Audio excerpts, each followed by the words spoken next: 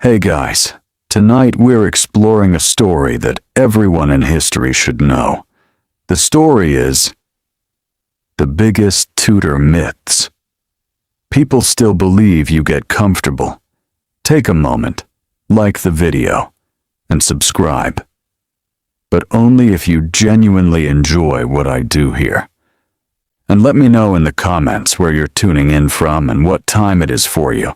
It's always fascinating to see who's joining us from around the world. Now, dim the lights. Maybe turn on a fan for that soft background hum. And let's ease into tonight's journey together. The biggest Tudor myths. People still believe. Imagine the evening settling gently over England. The last light of the sun fades behind low green hills, and the air carries the faint scent of damp earth after a cool afternoon.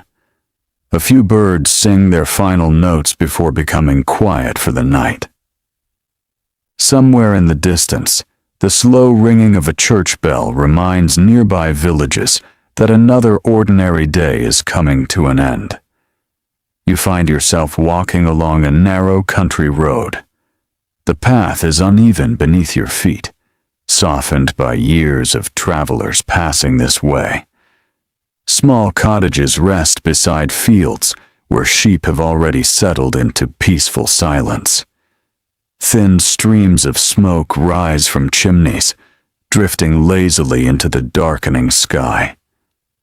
As you continue your quiet journey, the world around you seems to grow calmer with every step. Tonight, we are traveling into Tudor England. It is one of the most famous periods in English history. The names are familiar even to those who know very little about the past. Henry VIII, Anne Boleyn, Elizabeth I. Towering palaces, glittering courts, grand feasts, sharp political struggles. Yet this familiar world is also wrapped in stories that have slowly changed over hundreds of years. Some of these stories began as political messages. Others were repeated by writers long after the people themselves had disappeared. A few became popular because they sounded more interesting than the truth. Little by little, these tales settled into people's memories. Today, many are accepted almost without question. But history is often quieter than legend. Reality usually leaves fewer dramatic footprints. So tonight, rather than chasing famous myths, we will simply walk beside the people who lived through the Tudor age. We will listen carefully, observe patiently, and allow the evidence left behind to guide us. Picture yourself standing before a modest village church in the early years of the 16th century. The building is made of weathered stone. Moss grows between some of the blocks. The wooden door has been opened many thousands of times. Villagers gather here, not only for worship, but also to hear important announcements, celebrate marriages, mourn losses, and meet neighbors. Life moves at a slower rhythm than many people imagine. Most Tudors never visited royal palaces. Most never spoke with nobles. Most would never travel very far from the places where they were born. Their world was measured not by kingdoms, but by nearby fields, changing seasons, market days, and family traditions. Yet, when modern people imagine Tudor England, they often picture only the royal court. This is our first gentle reminder. The Tudor world was much larger than its kings and queens. The ordinary farmer rising before sunrise, the blacksmith shaping iron beside glowing coals, the baker preparing bread before dawn, the shepherd watching sheep across mist-covered hills. These people formed the heart of Tudor England. Without them, no palace could function. Without their work, no king could collect taxes. feed armies, or build magnificent buildings. Imagine entering a quiet village home. The floor beneath your feet is firm but uneven. Wooden beams stretch overhead. A fire burns steadily in the center or at one end of the room, depending on the home. The smell of smoke gently fills the air. It clings to clothing, furniture, and even the roof. Simple wooden stools stand beside a sturdy table. A loaf of bread rests beneath a cloth. A pot slowly simmers above the fire. Children speak softly, while older family members finish evening tasks before darkness settles completely. There is no hurry. Night naturally brings rest. This peaceful rhythm shaped daily life far more than the dramatic events recorded in royal chronicles. One of the biggest myths people still believe is that Tudor England was constantly dark, dirty, and miserable. The truth is far more balanced. Life certainly involved hardship. Medical knowledge remained limited. Harvest failures could bring hunger. Diseases sometimes spread quickly. Winters could be difficult. Yet people also laughed together. They celebrated holidays. They sang songs. They played games. Markets were lively. Festivals filled village greens with music. Families gathered around warm fires during long evenings. Human life has always held both joy and difficulty. The Tudor period was no different. As the morning slowly arrives after each long night, people once again returned to familiar routines. Fields needed tending. Animals required care. Bread needed baking.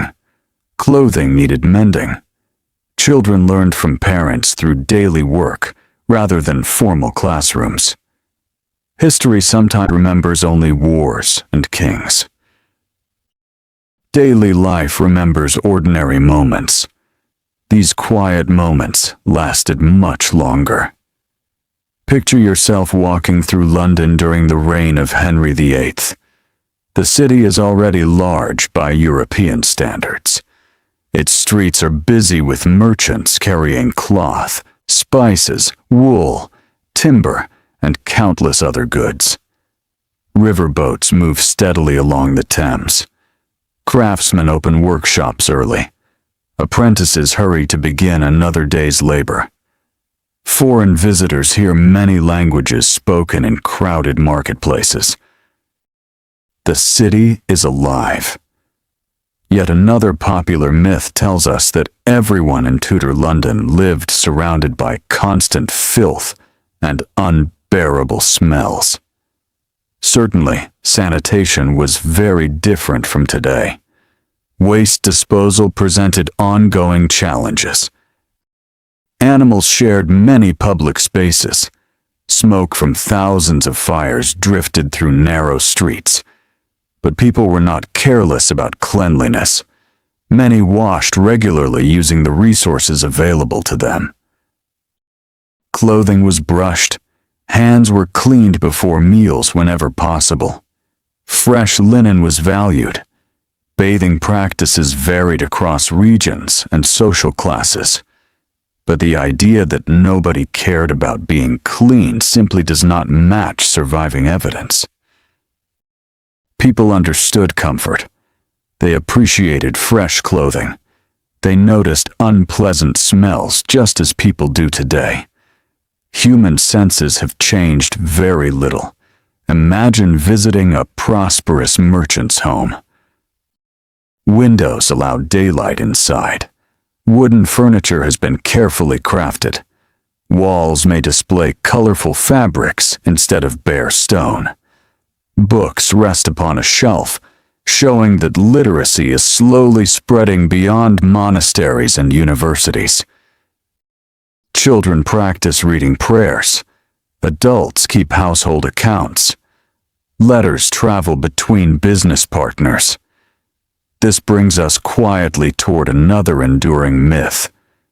Many imagine that almost everyone during the Tudor age was unable to read. The reality is more gradual. Literacy varied greatly. Among the poorest rural communities, many people could not read. Yet merchants, craftsmen, clergy, lawyers, officials, and growing numbers of townspeople increasingly learned basic reading and writing. Printing presses helped books become more available than they had been during earlier centuries.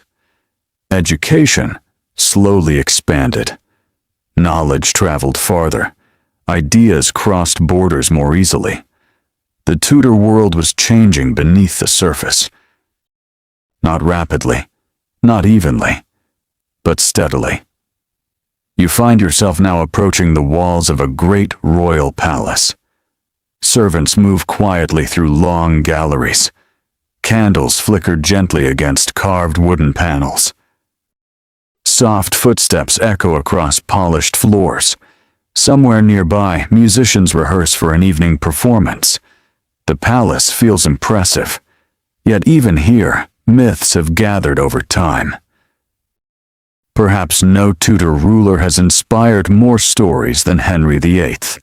His image appears almost everywhere. Paintings show a broad, powerful king, dressed in magnificent clothing.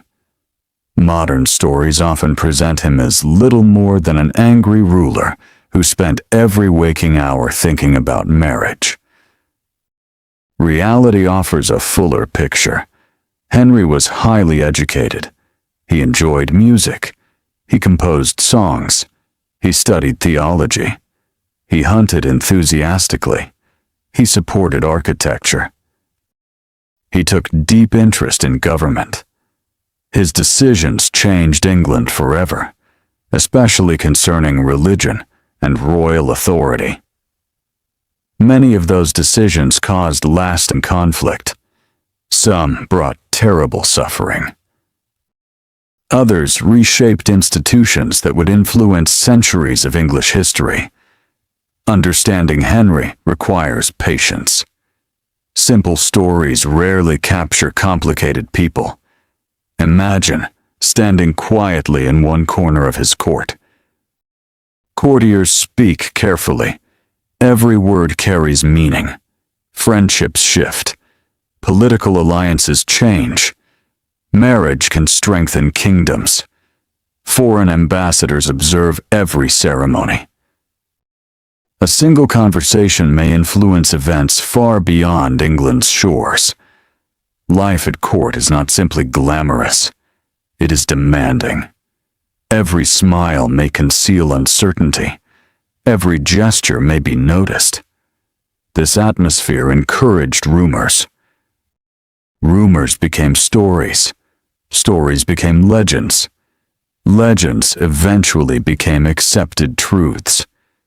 That is often how historical myths begin, not through deliberate lies alone, sometimes through misunderstanding, sometimes through repetition, sometimes because human memory naturally prefers dramatic tales over quiet reality.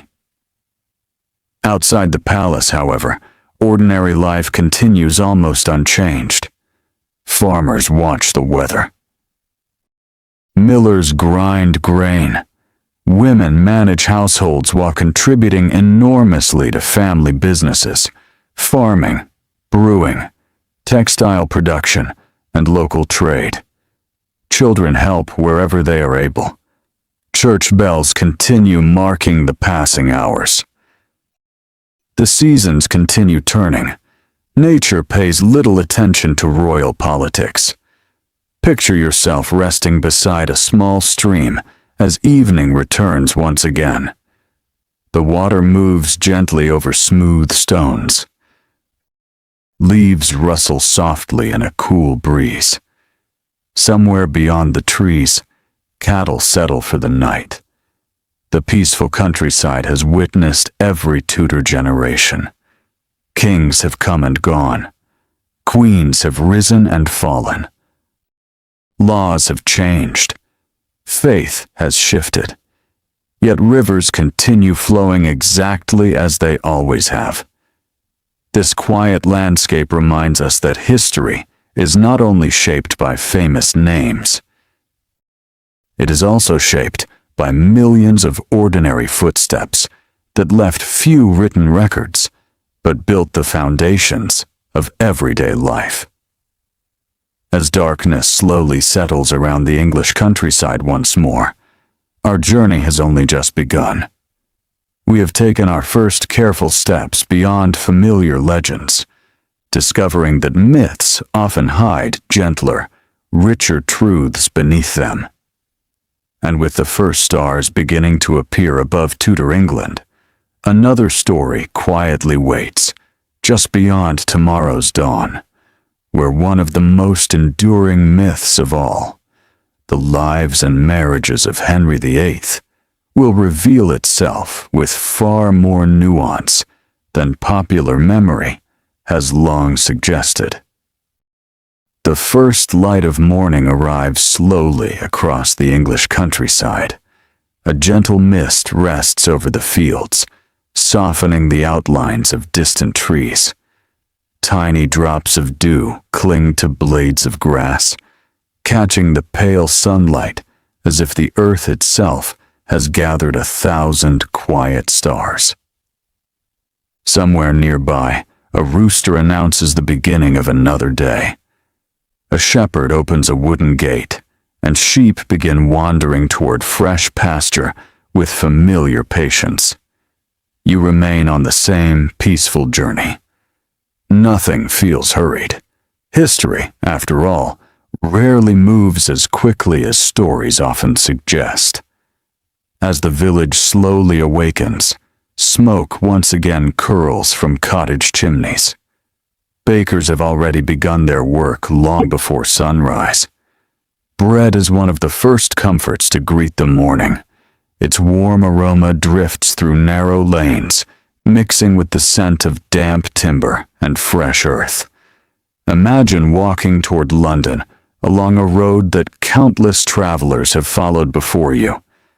Merchants guide wagons filled with wool and cloth. Pilgrims exchange quiet greetings with strangers. Messengers ride carefully, carrying letters sealed with wax. Every traveler has a destination, yet each also carries news, rumors, and opinions that will spread from village to village long before any official announcement arrives. In Tudor England, information travels on horseback, by riverboat, and through conversation. A story told at one market may sound quite different by the time it reaches another. This simple truth helps explain why so many Tudor myths were born. Our journey today leads us toward perhaps the most famous figure of the Tudor dynasty, Henry VIII. Even people who know very little about English history often remember one simple sentence: he had 6 wives. The words are repeated so often that they almost become a nursery rhyme. Children learn them. Television repeats them. Books place them on their covers. The 6 marriages have become the king's entire identity in popular imagination. Yet history is always larger than a single sentence. Picture yourself entering one of Henry's great residences during the early years of his reign. The halls are bright with daylight pouring through tall windows. Servants move with practiced precision. Rich tapestries soften the cold stone walls. Musicians quietly tune their instruments somewhere beyond a carved doorway. The young king does not yet resemble the heavy figure that later portraits made famous. He is tall, athletic, confident. He enjoys hunting, wrestling, dancing, riding horses, and playing tennis. Foreign visitors often remark upon his energy and physical strength. His education is equally impressive. Unlike many medieval rulers before him, Henry received careful instruction in languages, religion, philosophy, music, and government. He speaks French with ease. He understands Latin. He enjoys intellectual discussions with scholars. He even writes theological arguments that earn praise from important church leaders. None of this excuses the painful decisions he would later make. But it reminds us that people are rarely as simple as legends suggest. The first great myth surrounding Henry is that he divorced 6 wives. The truth is much more complicated. Henry married 6 women. But the endings of those marriages were all different. His marriage to Catherine of Aragon was declared invalid after years of legal and religious dispute. Anne Boleyn was executed. Jane Seymour died following childbirth. Anne of Cleves experienced an agreed annulment and lived comfortably afterward. Catherine Howard was executed. Catherine Parr survived Henry himself. Calling every marriage a divorce may sound convenient, but history deserves greater care. Each marriage ended under unique circumstances, shaped by politics, religion, health, and personal relationships. Imagine standing quietly within the royal chapel. Candles burn steadily despite the cool morning air. Priests recite familiar prayers. Members of the court bow their heads in respectful silence. Religion fills nearly every corner of Tudor life. Faith is not simply something practiced on certain days. It shapes education, law, family life, government, daily routines. The modern world often separates religion from politics. The Tudor world rarely could. This helps us understand another widespread misunderstanding. Many people believe Henry created an entirely new religion simply because he wished to marry again. Reality unfolds more gradually. The immediate question concerned his marriage to Catherine of Aragon. Henry desperately wanted a legitimate male heir. Several pregnancies had ended in heartbreak. Only Princess Mary survived into adulthood. The king believed the future stability of his dynasty depended upon securing a son. Whether that belief was correct remains open to debate. But it deeply influenced his thinking. When the Pope refused to grant the annulment Henry desired, the disagreement slowly expanded into something much larger. Royal authority, church authority, national independence, political power, financial resources, all became connected. The English Reformation did not appear overnight. It unfolded through years of legal change, parliamentary decisions, religious debate, and shifting political alliances. The story cannot be reduced to a single marriage. Picture yourself listening as church bells echo across London. Some people welcome change, others fear it. Many simply try to understand what these changes mean for their ordinary lives. Most people do not wake each morning thinking about theology. They think about feeding their families, harvesting crops, paying rents, keeping children healthy. Yet national decisions eventually reach every village. Monasteries begin closing. Church lands change ownership. Religious practices slowly evolve. The landscape itself begins changing. Old buildings fall silent. Libraries are scattered. Treasures disappear. Some are preserved. Others are forever lost. The quiet rhythm of daily life continues. Yet beneath it, the foundations of England are shifting. Imagine walking through one of the great monasteries before its closure. The stone corridors remain cool even during summer. The scent of herbs drifts from carefully tended gardens. Monks copy manuscripts. Others care for travelers. Some teach children. Some provide aid to the poor. The monasteries are not perfect institutions. They contain both devoted individuals and imperfect human beings. Like every large organization, they vary greatly from place to place. Yet another myth suggests that all monasteries were hopelessly corrupt. Historical evidence paints a more balanced picture. Some houses struggled with discipline. Others remained respected centers of learning, charity, and prayer. Generalizations rarely tell the whole story. As our peaceful walk continues, we find ourselves beside the River Thames. Boats glide across calm water. Fishermen prepare their nets. The city reflects softly upon the river's surface. The Thames serves as London's greatest highway. Long before trains or motor cars, the river carries goods, people, letters, and ideas. Imagine the conversations taking place aboard these boats. Some discuss trade. Others discuss weather. Many discuss the king. Rumors travel quickly. Perhaps someone claims Henry has become a cruel monster. Another insists he remains a wise ruler. A third simply shrugs, knowing that ordinary people often possess only fragments of the truth. Human nature has changed very little. People have always enjoyed sharing stories.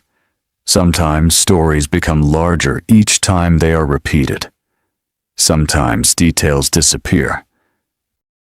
Sometimes imagination quietly fills the empty spaces. This is how myths grow. Not always through deliberate deception. Sometimes through ordinary conversation repeated across generations. You find yourself now entering Hampton Court on a peaceful afternoon. Servants polish silver. Gardeners carefully trim hedges. Kitchen workers prepare meals for hundreds of people. The palace resembles a small town, more than a private home. Hundreds of workers perform specialized tasks every single day. The king's household requires enormous organization. Another common myth imagines Tudor kings spending every hour surrounded by luxury while doing very little. The reality is surprisingly demanding. Henry receives ambassadors, signs official documents, attends council meetings, reviews financial matters, listens to legal disputes, participates in religious discussions, plans diplomatic strategies, makes military decisions, rules over a kingdom where nearly every important question eventually reaches his attention. Being king offers extraordinary privilege. It also carries relentless responsibility. The decisions made inside these palace walls affect millions of lives. Some decisions prove wise, others bring lasting consequences. History remembers both. Picture yourself quietly observing the royal kitchens.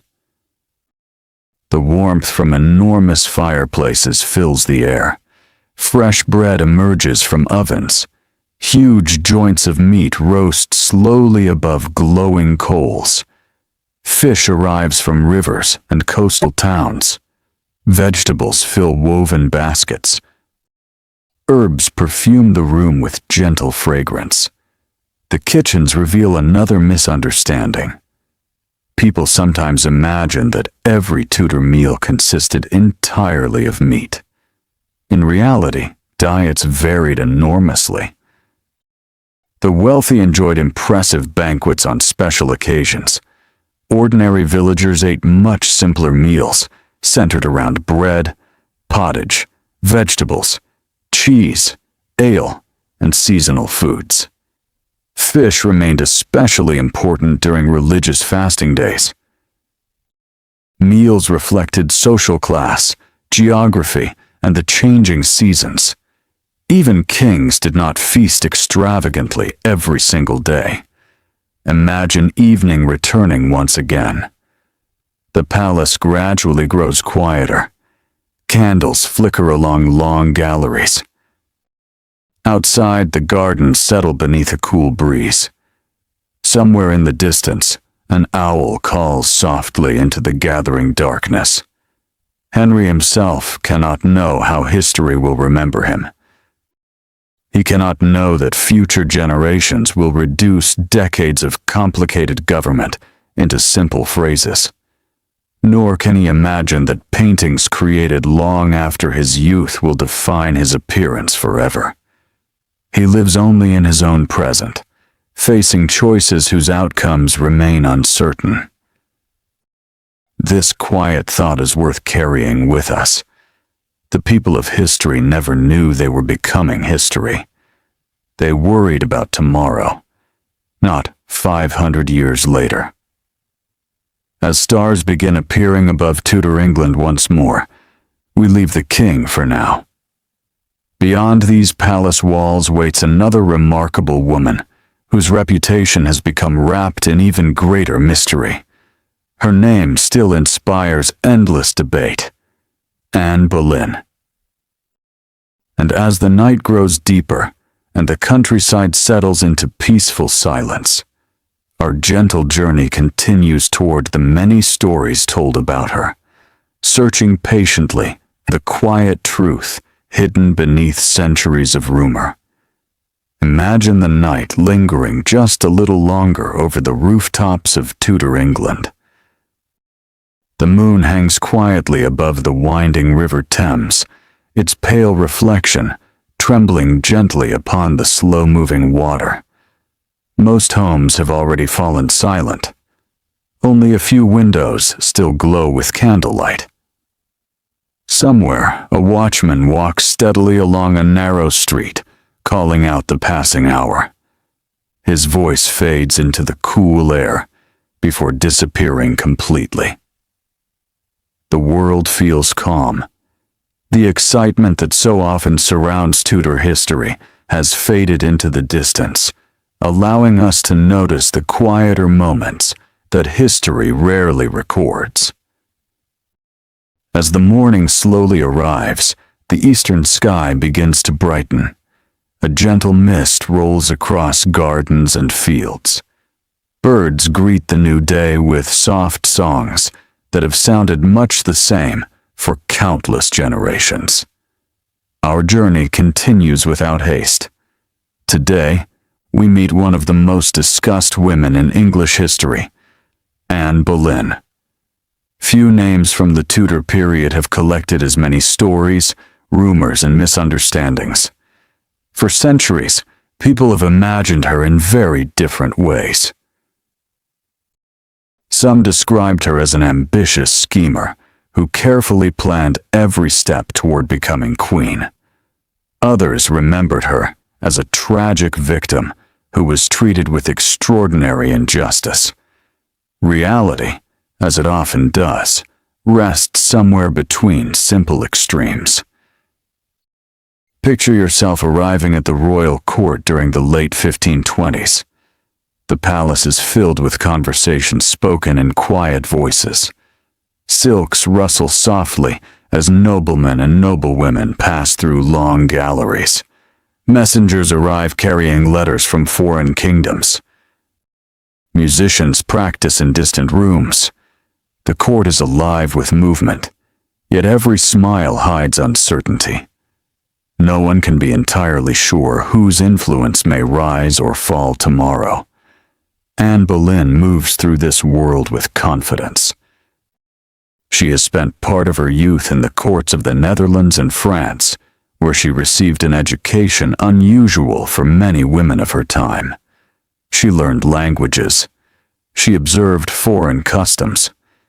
She became familiar with music, fashion, literature, and religious discussion. These experiences shaped her long before she returned to England. One enduring myth suggests that Anne became queen simply because of her beauty. It is an easy story to remember. Yet surviving descriptions from those who actually met her tell a more interesting tale. Few described her as the greatest beauty in England.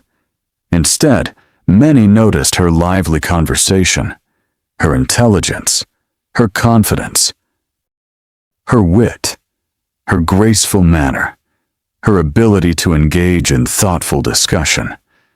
Charm cannot easily be painted onto a portrait. Perhaps that is why history sometimes forgets it. Imagine standing quietly in a garden where Anne walks with several ladies of the court. The air carries the scent of blooming herbs and fresh roses. Birds flutter between carefully trimmed hedges. Gentle laughter rises for a moment before fading once again. The women discuss music, books, news from France, religious ideas that are slowly spreading across Europe. These conversations remind us that Tudor noblewomen often possessed sharp minds and broad interests. They were expected to understand politics, family alliances, household management, and diplomacy. Although their opportunities were limited compared with men, many exercised considerable influence within those boundaries. Anne was one of them. Another myth tells us that Anne deliberately set out to steal the king from Catherine of Aragon. History offers a far more uncertain picture. When Henry I showed serious interest in Anne, she did not immediately become his mistress, as several women at court had done in earlier years.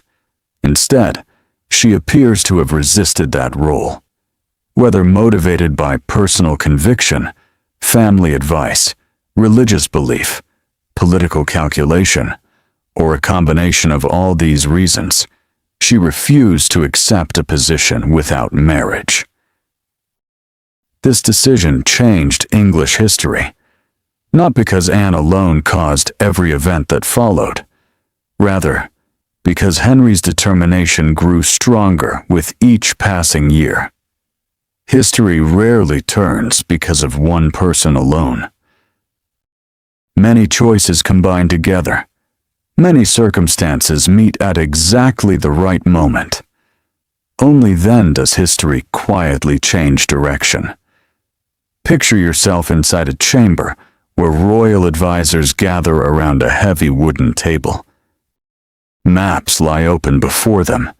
Letters from Rome rest beside official documents. Wax seals wait to be broken. No voices are raised. Instead, careful words fill the room. Each sentence carries weight. Every decision may affect England's future. Outside these walls, ordinary people continue their daily work, without knowing how greatly their country may soon change. A baker kneads dough. A blacksmith shapes iron. Children chase one another through village lanes. Life goes on. History often unfolds while most people are simply living ordinary days. As weeks become months and months become years, Henry's desire to marry Anne remains unresolved. Legal arguments continue. Diplomatic negotiations stretch onward. Religious questions become political questions. Political questions become national questions. The matter grows far beyond the relationship between two individuals. This is why reducing the English Reformation to a simple love story misses much of its complexity. Imagine walking quietly through London during these uncertain years. Market stalls overflow with cloth, apples, onions, cheese, candles, and freshly baked bread. The familiar rhythm of commerce continues. Yet conversations have changed. People speak softly about the king, about Rome, about Parliament, about the future. Some support change. Others quietly fear it. Many simply hope that peace will continue. Not everyone understands the complicated debates taking place among scholars and church leaders, but everyone senses that something unusual is happening. Now, let us consider another popular belief. Many people imagine Anne Boleyn as universally hated. The surviving evidence suggests otherwise. She certainly had enemies. Powerful enemies. Some disliked her growing influence, others remained loyal to Queen Catherine. Still others opposed the religious changes associated with Henry's government. Yet Anne also attracted supporters. Scholars admired her interest in education. Some reformers welcomed her encouragement of religious learning. Members of her family gained influence through her rise. Like nearly every important political figure, she inspired both loyalty and opposition. History often remembers only one side. Reality usually contains many voices. Picture yourself entering Anne's private chambers. The room is warm despite the cool weather outside. Books rest upon a carved wooden table. Embroidery lies unfinished beside a window. Letters wait to be answered. A small fire burns quietly in the hearth. This peaceful room reminds us that even queens experienced ordinary moments. They read, they prayed, they worried, they laughed, they grieved, they hoped for their children's future. It is easy to imagine historical figures as symbols. It is harder, but more rewarding, to remember them as human beings. One of the greatest misunderstandings surrounding Anne concerns the accusations that led to her execution. She was charged with adultery, incest, and plotting against the king. Modern historians have carefully examined these accusations for many years. The evidence presented at her trial appears deeply questionable. Several alleged meetings could not have occurred as described because records place Anne elsewhere at those times. Witness testimony remains uncertain. Political circumstances strongly influenced the proceedings.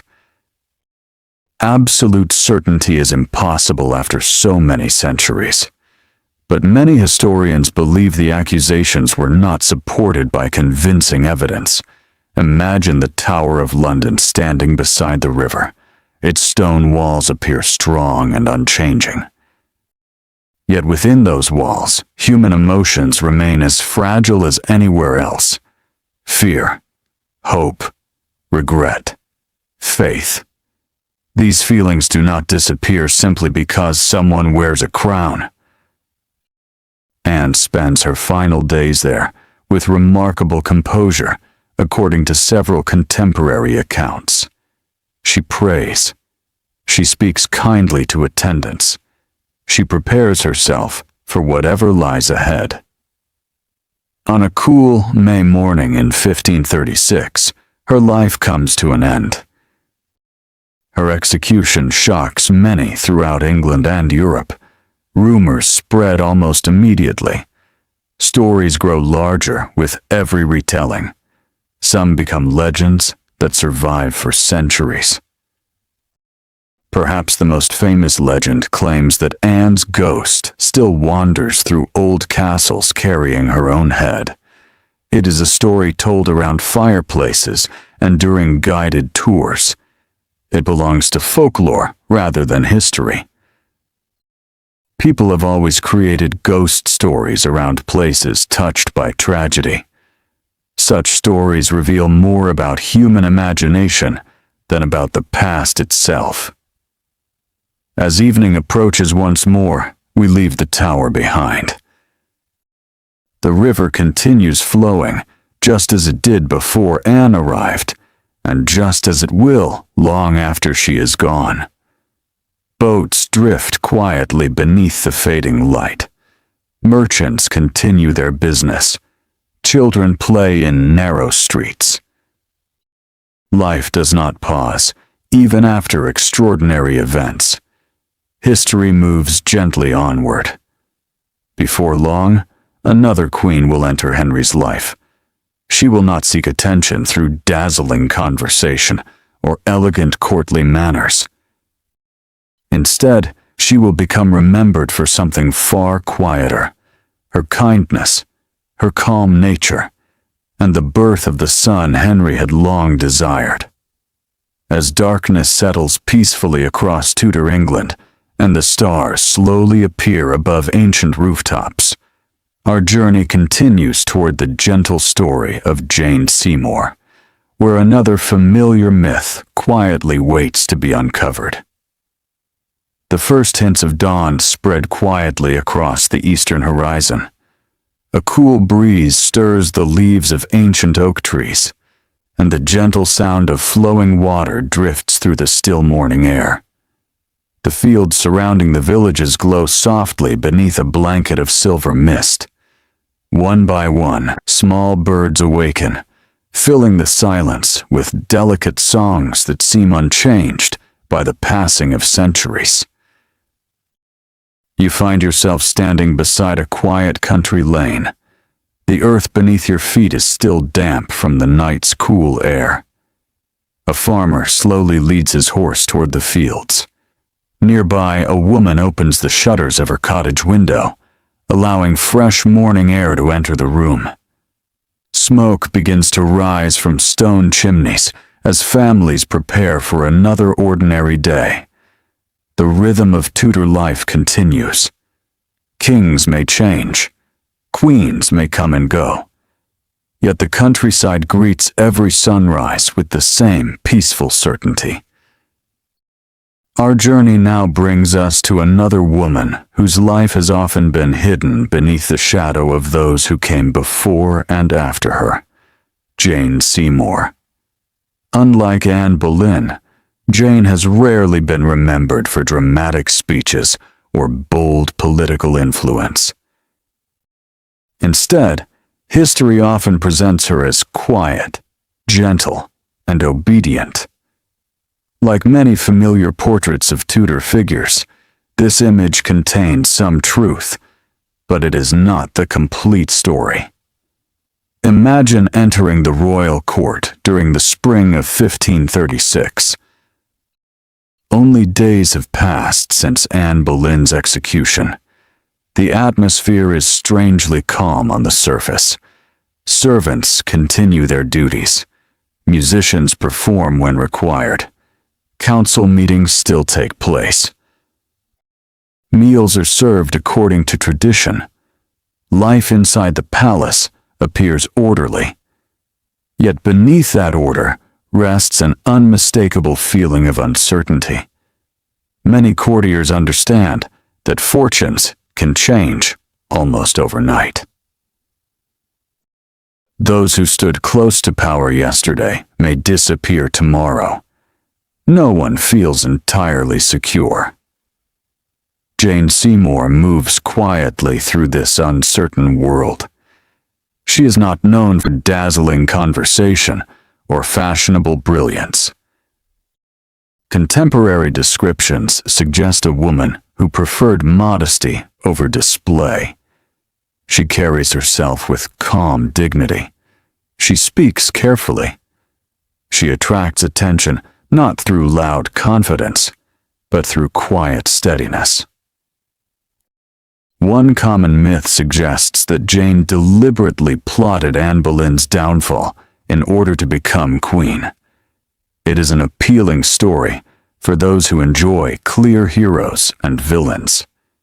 Yet surviving evidence offers little support for such certainty. Jane belonged to a family that certainly recognized the opportunities presented by Henry's interest.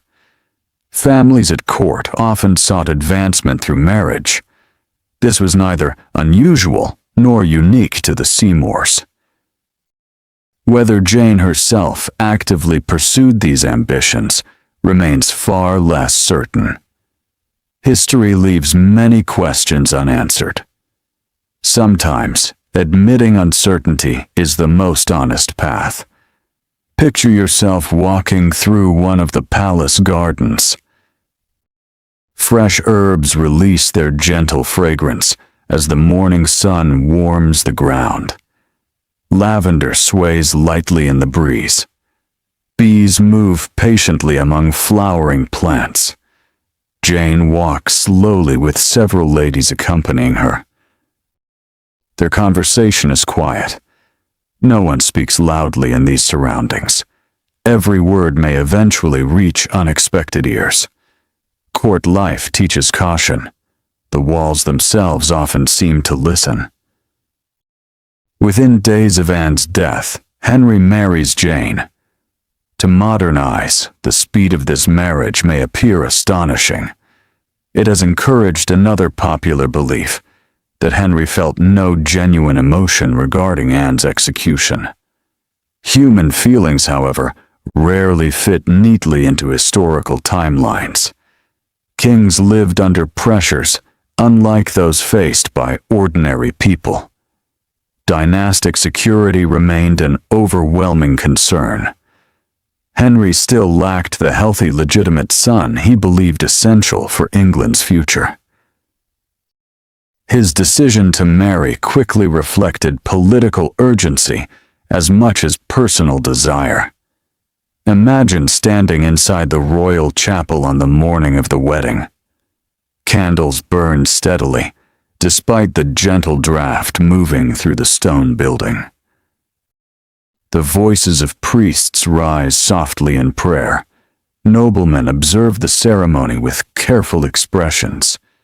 Some feel hopeful. Others remain uncertain. Few can guess how brief this new marriage will ultimately become. Outside the palace walls, spring continues its gentle work. Apple trees blossom. Lambs wander through green fields. Rivers carry fresh rainwater toward the sea. Nature follows its own quiet calendar. It neither celebrates nor mourns the decisions made inside royal courts. This peaceful contrast reminds us that history unfolds alongside ordinary life, rather than replacing it. One enduring myth tells us that Jane Seymour possessed no influence over Henry. Yet contemporary accounts suggest a more balanced picture. Jane generally avoided open political confrontation. She understood the dangers of challenging the king directly. Even so, she occasionally used her position to plead for mercy on behalf of others. One well-known example concerns participants in the Pilgrimage of Grace, a major northern uprising connected partly to religious reforms. Jane reportedly asked Henry to show forgiveness. The king reacted sharply, reminding her of Anne Boleyn's fate when queens involved themselves too deeply in politics. Whether every detail of this exchange occurred exactly as later writers describe cannot be known with complete certainty, yet it reflects an important truth. The memory of Anne's downfall remained fresh. Everyone at court understood the risks surrounding royal favor. Imagine sitting quietly beside a fire in one of the palace chambers as evening settles outside. The crackling wood fills the room with gentle warmth. Servants move quietly through nearby corridors. Some mend clothing. Others prepare candles for the coming night. Jane spends time sewing delicate embroidery. She also receives reports concerning household affairs. Managing a royal household requires remarkable organization. Hundreds of servants depend upon careful planning. Food supplies, clothing, accommodation, ceremonies, travel. Every detail demands attention. Queens performed far more administrative work than popular stories often acknowledge. Months pass peacefully. Then, at last, The long-awaited news arrives. Jane is expecting a child. Hope spreads throughout England. Church bells ring in celebration. Prayers are offered across the kingdom. For Henry, this pregnancy represents more than personal happiness. It symbolizes the future stability of the Tudor dynasty. Imagine autumn arriving in October 1537. The mornings grow cooler. Leaves begin turning shades of gold and brown. Harvests fill barns with grain gathered through months of patient labor. Within Hampton Court Palace, preparations quietly intensify. Midwives arrive. Physicians stand ready. Experienced attendants carefully organize everything needed for the approaching birth. Childbirth during the 16th century remains dangerous for every woman, regardless of wealth or status. Modern medicine does not yet exist. Infection cannot be effectively treated. Complications often prove fatal, despite everyone's best efforts. These risks are accepted as part of life, though never without fear. At last, after many anxious hours, Jane gives birth to a healthy son. The child is named Edward. Across England, celebrations begin almost immediately. The king finally has the male heir he has desired for so many years. Bonfires are lit. Churches offer Thanksgiving services. Ordinary people hear the news carried by travelers and official messengers. For a brief moment, the kingdom seems united in relief. Yet happiness can sometimes stand very close to sorrow. Only days after Edward's birth, Jane becomes gravely ill. Modern historians generally believe she died from complications following childbirth, likely caused by infection. Despite the efforts of those caring for her, nothing could halt the illness. She dies less than 2 weeks after giving birth. The palace grows unusually quiet. Celebration gives way to mourning. Imagine the great halls now lit not for feasts, but for remembrance. Candles flicker gently against carved wooden walls. Black cloth hangs where bright colors once decorated the rooms. Servants speak in hushed voices. The joyful cries that welcomed the prince have faded into respectful silence. Henry himself appears deeply affected. Although he would marry 3 more times, Jane remained the mother of his only legitimate surviving son. Many historians believe she occupied a special place in his memory. When Henry died years later, he chose to be buried beside Jane rather than any of his other wives. This simple decision has often encouraged another myth, that Jane was Henry's one true love. History offers no certain answer. Love cannot be measured across centuries.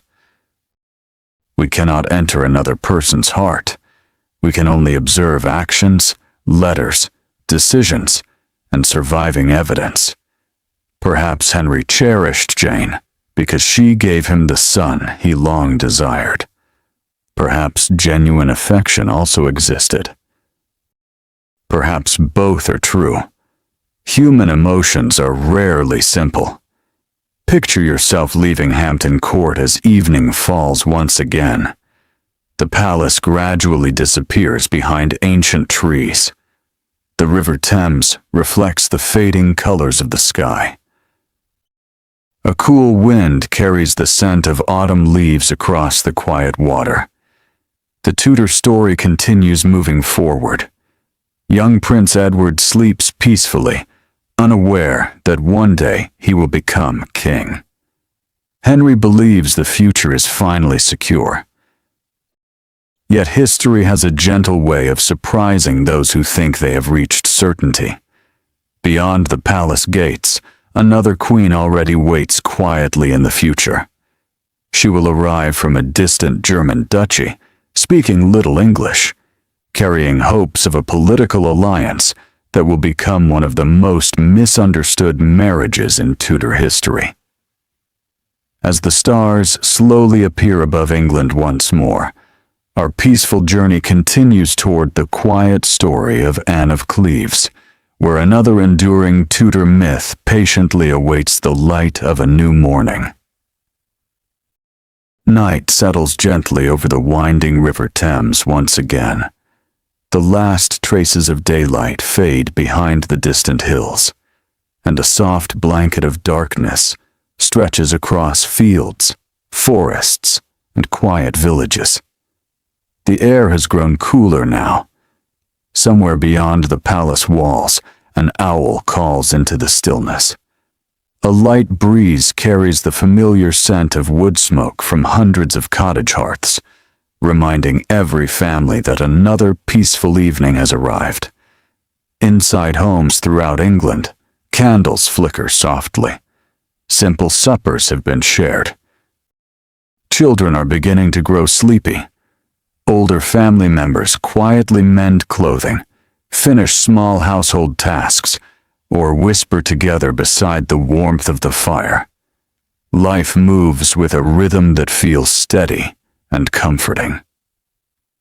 Far away from these peaceful cottages, however, the royal court is preparing for another important chapter. Henry VIII has lost Jane Seymour. Although the birth of Prince Edward has secured the Tudor succession for the moment, England still needs political stability. The king is no longer the energetic young prince who dazzled foreign ambassadors years before. Time has quietly changed him. Old injuries trouble his legs. The physical strength that once amazed Europe has slowly faded. Yet the responsibilities of ruling England remain as great as ever. Advisors begin discussing another marriage, not simply for companionship, but for diplomacy. In 16th century Europe, royal marriages are rarely private matters. A wedding between rulers often represents an alliance between kingdoms. Friendship can be strengthened. Peace can be encouraged. Power can be balanced. Every marriage carries political meaning. Imagine yourself standing in a council chamber on a cold winter morning. Outside, frost covers the palace gardens. The branches of bare trees sway gently beneath a pale gray sky. Inside, maps of Europe lie across a heavy oak table. Letters from ambassadors rest beside carefully folded documents. The king's advisors speak quietly. Their discussion is thoughtful rather than hurried. England's relationship with powerful Catholic kingdoms remains uncertain. The religious changes begun years earlier continue reshaping Europe. Choosing another queen has become far more than a personal decision. Among the names discussed is Anne of Cleves. She is the daughter of a German duke whose family belongs to an important Protestant alliance. For Henry's ministers, the match appears sensible. Diplomatically, it offers promise. Politically, it could strengthen England's position. Picture yourself many miles away in the Duchy of Cleves. The landscape is peaceful. Wide rivers flow through fertile countryside. Small towns rest behind sturdy walls. Church bells mark the passing hours, just as they do across England. Anne grows up in a noble household very different from the glittering Tudor court. Her education emphasizes practical skills suitable for a noblewoman. She learns household management, needlework, religious devotion, the customs of her homeland. Unlike some women raised in the French court, Anne receives little training in music, dancing, or sophisticated courtly conversation. This difference will later become important. One of the most famous Tudor myths claims that Anne of Cleves was ugly. For centuries, people have repeated this story with remarkable confidence. The tale seems simple. Henry supposedly saw her, declared her unattractive, and regretted the marriage immediately. Yet history deserves a closer look. The origins of this story largely come from later accounts and political commentary.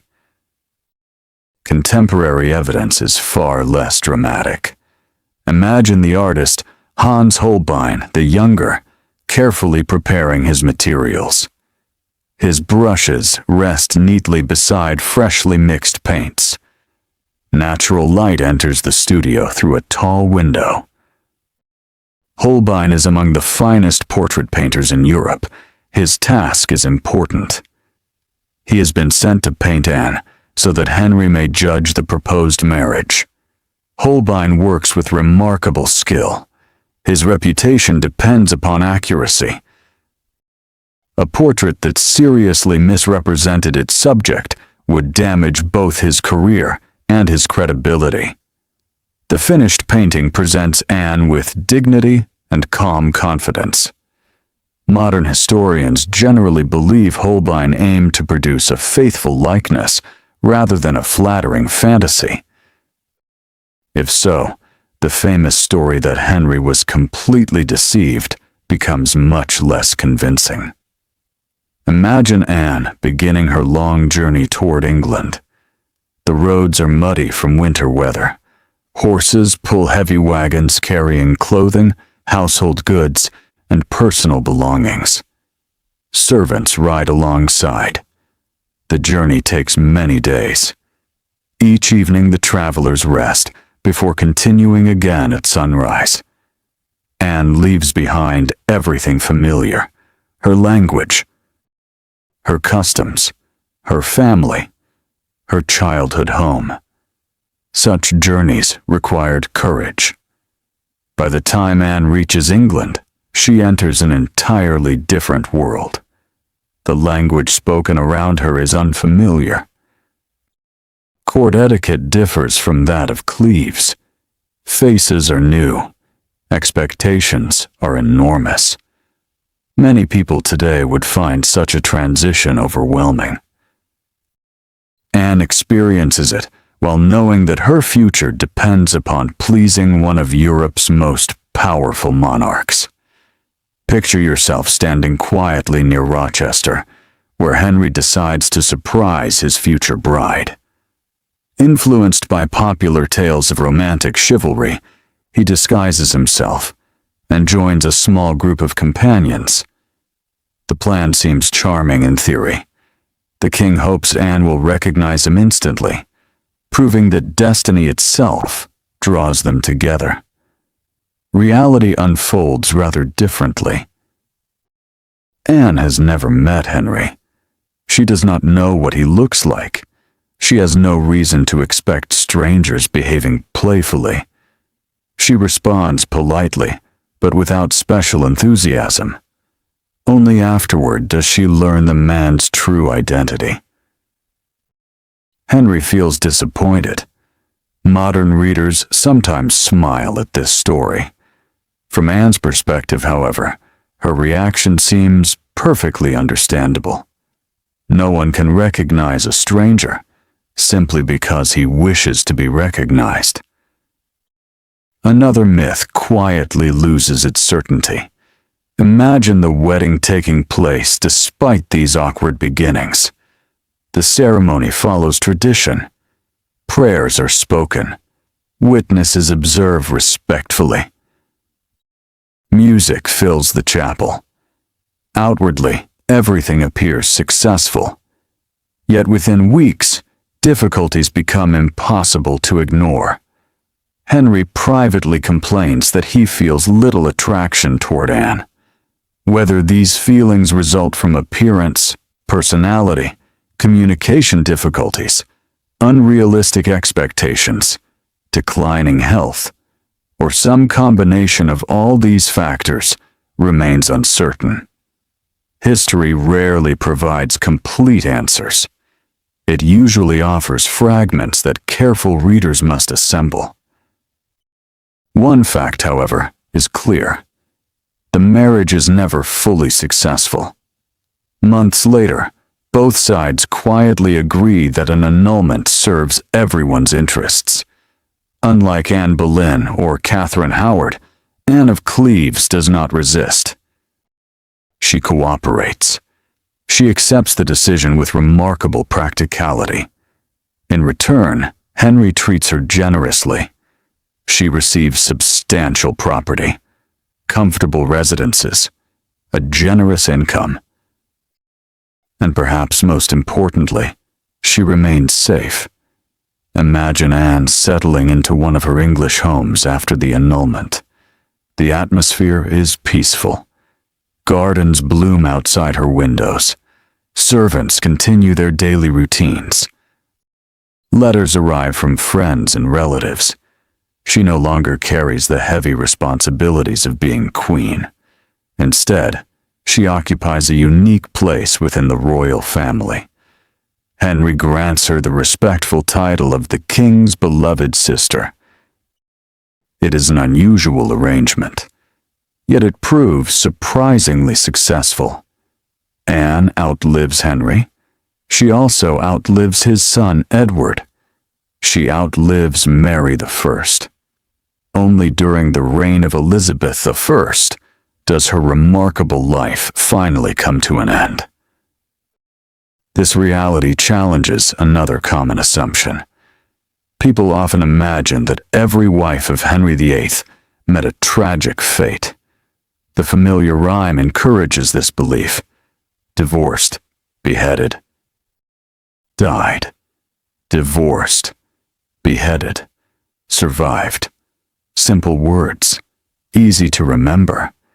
Yet behind that final word, survived, stands a woman who adapted wisely to extraordinary circumstances. She accepted change when resistance might have brought disaster. She built a peaceful life in a foreign land. She maintained respectful relationships with members of the royal family. History often celebrates dramatic heroes. Sometimes, quiet wisdom deserves equal admiration. Imagine walking beside Anne through one of her gardens on a gentle spring afternoon. Apple blossoms drift softly through the air. Birds sing from nearby hedges. The worries that once surrounded the royal court feel far away now. She speaks with visitors. She manages her household. She attends occasional royal celebrations. Life has become calm. Perhaps not the future she once imagined, but a peaceful future nonetheless. As evening slowly returns, you find yourself leaving her quiet residence behind. The setting sun paints the English sky in soft shades of gold and rose. A cool breeze stirs the tall grass beside the road.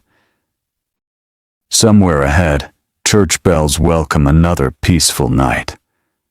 Our journey reminds us once again that history is rarely as simple as popular memory suggests.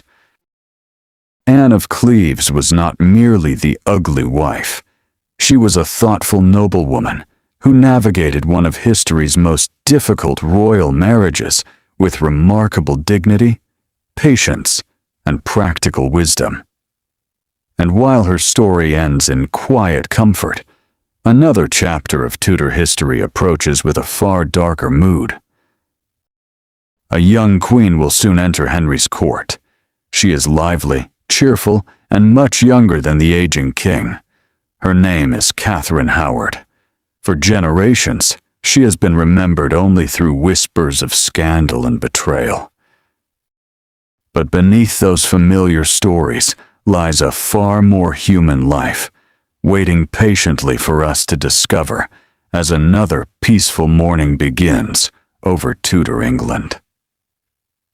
The night has grown wonderfully still. Above the rooftops of London, countless stars shimmer softly through the cool autumn sky. A gentle wind slips quietly between narrow streets, carrying with it the familiar scent of burning oak from hundreds of hearths. Along the banks of the River Thames, the water moves with calm determination, reflecting tiny points of moonlight that seem to drift endlessly toward the sea. Most of England is asleep. Farmhouses have fallen silent. Village inns have closed their doors. Only the occasional footsteps of a watchman or the distant bark of a dog disturb the peaceful darkness. You find yourself walking slowly through the palace gardens. The pathways are empty now.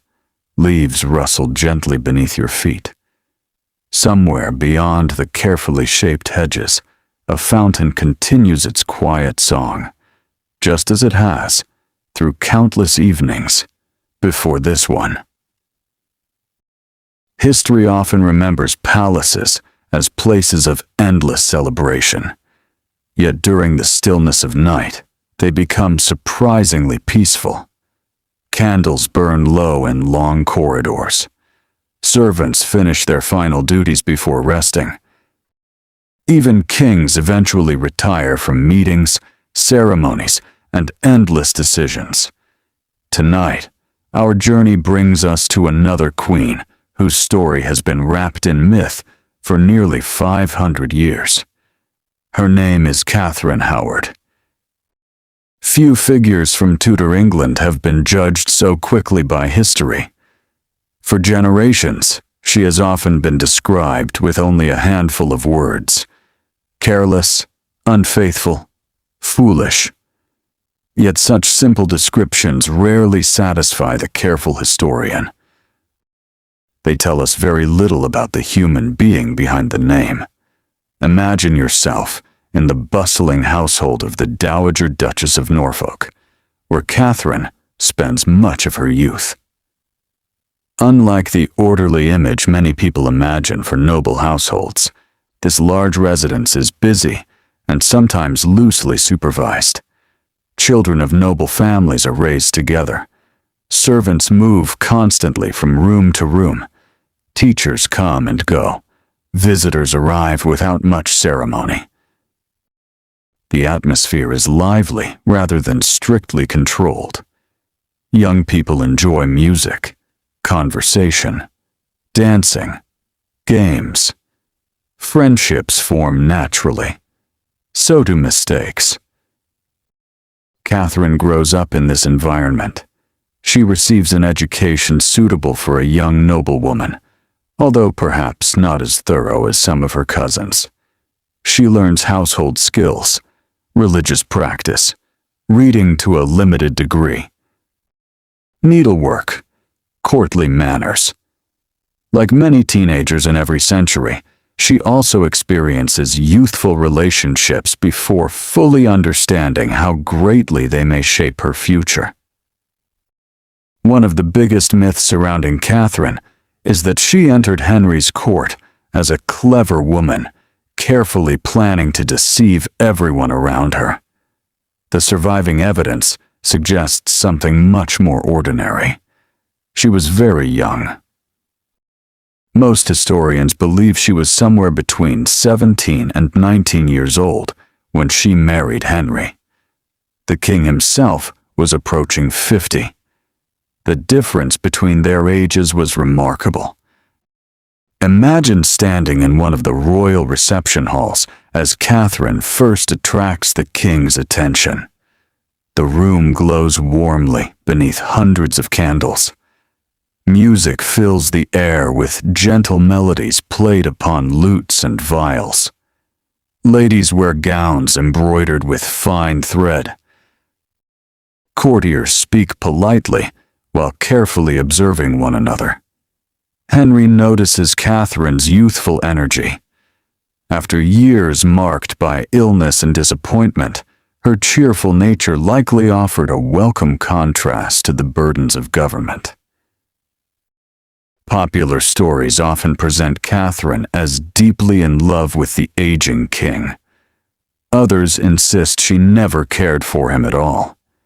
history leaves us without certainty. Human emotions are rarely preserved in official documents. We cannot read another person's private thoughts across 5 centuries.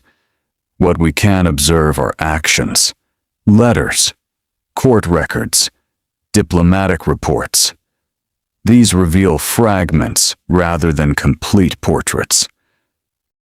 Picture yourself walking through Hampton Court during the early months of Catherine's queenship. Fresh flowers decorate the chambers. Musicians perform regularly. Festivities become more frequent. Foreign ambassadors notice that the king appears happier than he has for some time. His health remains troubled. Pain still limits his movement. Yet the atmosphere at court grows lighter. For a little while, England seems to enjoy a season of renewed optimism. Outside the palace, however, ordinary life continues as always. Millers grind grain beside flowing rivers. Blacksmiths shape glowing iron. Women prepare meals, while children gather firewood. Merchants travel between market towns. The changing fortunes of queens seem distant from the practical concerns of everyday people. One common myth claims that Tudor women possessed almost no influence over their own lives. Certainly, society placed significant limits upon them. Law generally favored men in matters of property and authority. Marriage often reduced a woman's legal independence. Yet within families, households, businesses, and even politics, women frequently exercised meaningful influence. Widows managed estates. Merchant wives helped oversee trade. Queens participated in diplomacy. Noble women supervised enormous households, employing hundreds of servants. Life was constrained. It was not entirely powerless. Imagine Catherine quietly overseeing preparations for a royal banquet. She discusses arrangements with servants, reviews seating, ensures distinguished guests receive proper attention. These responsibilities require organization and confidence. Queenship is not simply wearing magnificent clothing.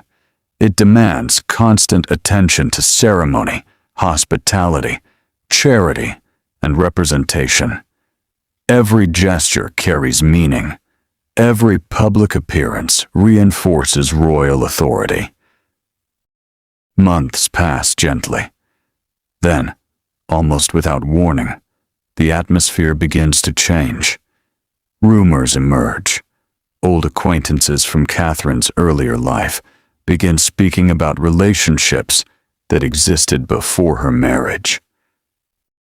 At first, these whispers remain private. Soon they spread. Then they reach powerful officials. Imagine a sealed letter being carried through silent palace corridors. A servant delivers it carefully into trusted hands. Its contents seem ordinary enough, yet within a short time, the words written upon that parchment will alter the course of several lives. History often changes quietly, not always with armies, not always with battles. Sometimes with a single letter. Investigations begin. Witnesses are questioned. Old memories are examined. Every conversation becomes important. The court that only recently celebrated joyful festivals now grows tense with uncertainty. One of the most persistent myths insists that Catherine's guilt was obvious from the beginning. The reality proves more complicated. Evidence concerning her relationships before marriage appears stronger than evidence concerning events afterward. Legal standards of the 16th century differed greatly from those of today. Political pressure also shaped investigations. Like Anne Boleyn before her, Catherine faced a judicial system deeply influenced by royal authority. Absolute certainty remains impossible after so many centuries. Imagine Catherine sitting quietly within her chamber as news reaches her. Outside the window, autumn rain falls gently upon the gardens. Leaves drift slowly from ancient trees. The familiar sounds of palace life continue beyond her door. Yet her own world has suddenly become uncertain. She is still very young. Far younger than many people realize. Fear replaces confidence. Silence replaces laughter. Whatever mistakes she made during her youth, the consequences have become unimaginably severe. The Tower of London once again becomes part of our story. Its gray walls rise beside the river with quiet strength. Generations have passed through its gates. Kings, queens, princes, prisoners, soldiers, scholars. The stones remember them all without judgment. Imagine walking slowly through one of its peaceful courtyards on a cold February morning. The air is crisp. Your footsteps echo gently across worn paving stones. The chapel stands nearby. Simple, quiet, unchanging. It is here that Catherine Howard's final days unfold. According to later tradition, one story claims she ran wildly through Hampton Court, desperately trying to reach Henry after learning of the accusations against her. Visitors still hear this tale today. It has become one of the palace's most famous legends. Whether every detail truly happened remains uncertain. Like many dramatic stories, it grew stronger with repeated telling. Legends often preserve emotion more faithfully than precise fact. On a February morning in 1542, Catherine Howard is executed. She meets her end with courage noted by several observers. She is buried quietly within the chapel of St. Peter ad Vincula, not far from Anne Boleyn. Two queens, separated by only a few years. Their lives forever linked within Tudor memory. As evening slowly returns once more, a gentle mist settles over the tower. The river continues its endless journey. Boats drift silently beneath the fading light. London carries on. Markets reopen. Children laugh in narrow streets. Church bells ring as they always have. Life, even after sorrow, quietly continues. History often remembers Catherine Howard only for scandal. Yet she was also a remarkably young woman living inside one of Europe's most dangerous royal courts, where private choices could become matters of national importance, and where mercy was often far more difficult to find than judgment. As the stars gradually brighten above England once again, only one queen now remains in Henry VIII's remarkable story. She will arrive not as a frightened teenager or a foreign princess, but as a mature, educated widow whose greatest strength will not be beauty or youthful charm, but patience, wisdom, and a quiet gift for bringing peace to a troubled household. With the night growing deeper and the palace finally falling silent, our gentle journey moves onward toward the thoughtful life of Catherine Parr, where another familiar Tudor myth patiently waits to be understood. The night has settled softly across England once again. A cool breeze moves gently through the branches of old elm and oak trees, carrying with it the comforting scent of damp earth after a light evening rain. The River Thames reflects the pale moon with quiet grace, while small fishing boats rest peacefully against their wooden moorings. In distant villages, the last candles are slowly extinguished as families prepare for another restful night. Only a few lights remain visible. A monastery that has become a private home. A merchant finishing his accounts. A watchman making his careful rounds through silent streets. The kingdom seems to breathe more slowly now. You continue your gentle walk through Tudor England, where every quiet corner seems to hold another forgotten story. Our journey has followed Henry VIII through joy and sorrow, through hope and disappointment, through marriages that shaped not only his own life, but the future of England itself. Now, one final queen enters his story. Her name is Catherine Parr. Unlike the young women who came before her, Catherine arrives with experience already earned through the ordinary hardships of life. She has been married twice before. She has managed large households. She has cared for family members. She understands responsibility. Most importantly, she understands people. Imagine the first light of dawn spreading across the gardens of Hampton Court. The grass sparkles with dew. A gardener quietly trims rose bushes before the palace begins to stir. The sweet fragrance of herbs rises gently as the morning sun warms the earth. Inside the palace, servants move through familiar routines. Fresh rushes are laid where needed. Breakfast is prepared. Letters from across Europe arrive one by one. Life continues with its steady rhythm. Henry VIII is now an aging king. The powerful athlete who once amazed foreign visitors has become a man burdened by painful illness.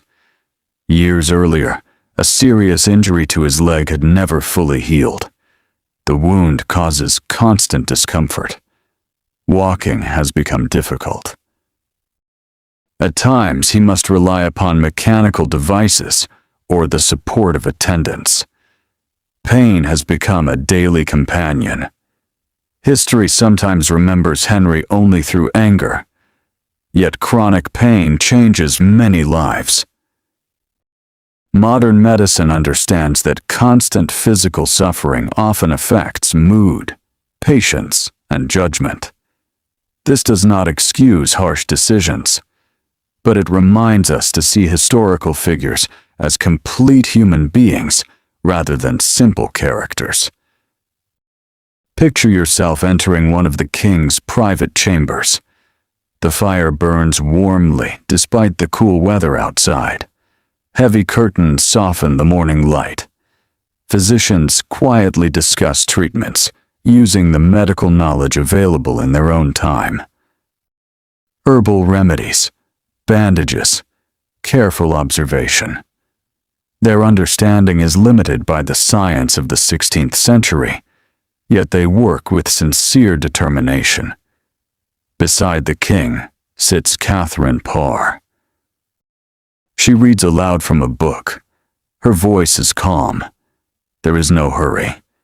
She understands that quiet companionship sometimes offers greater comfort than endless conversation.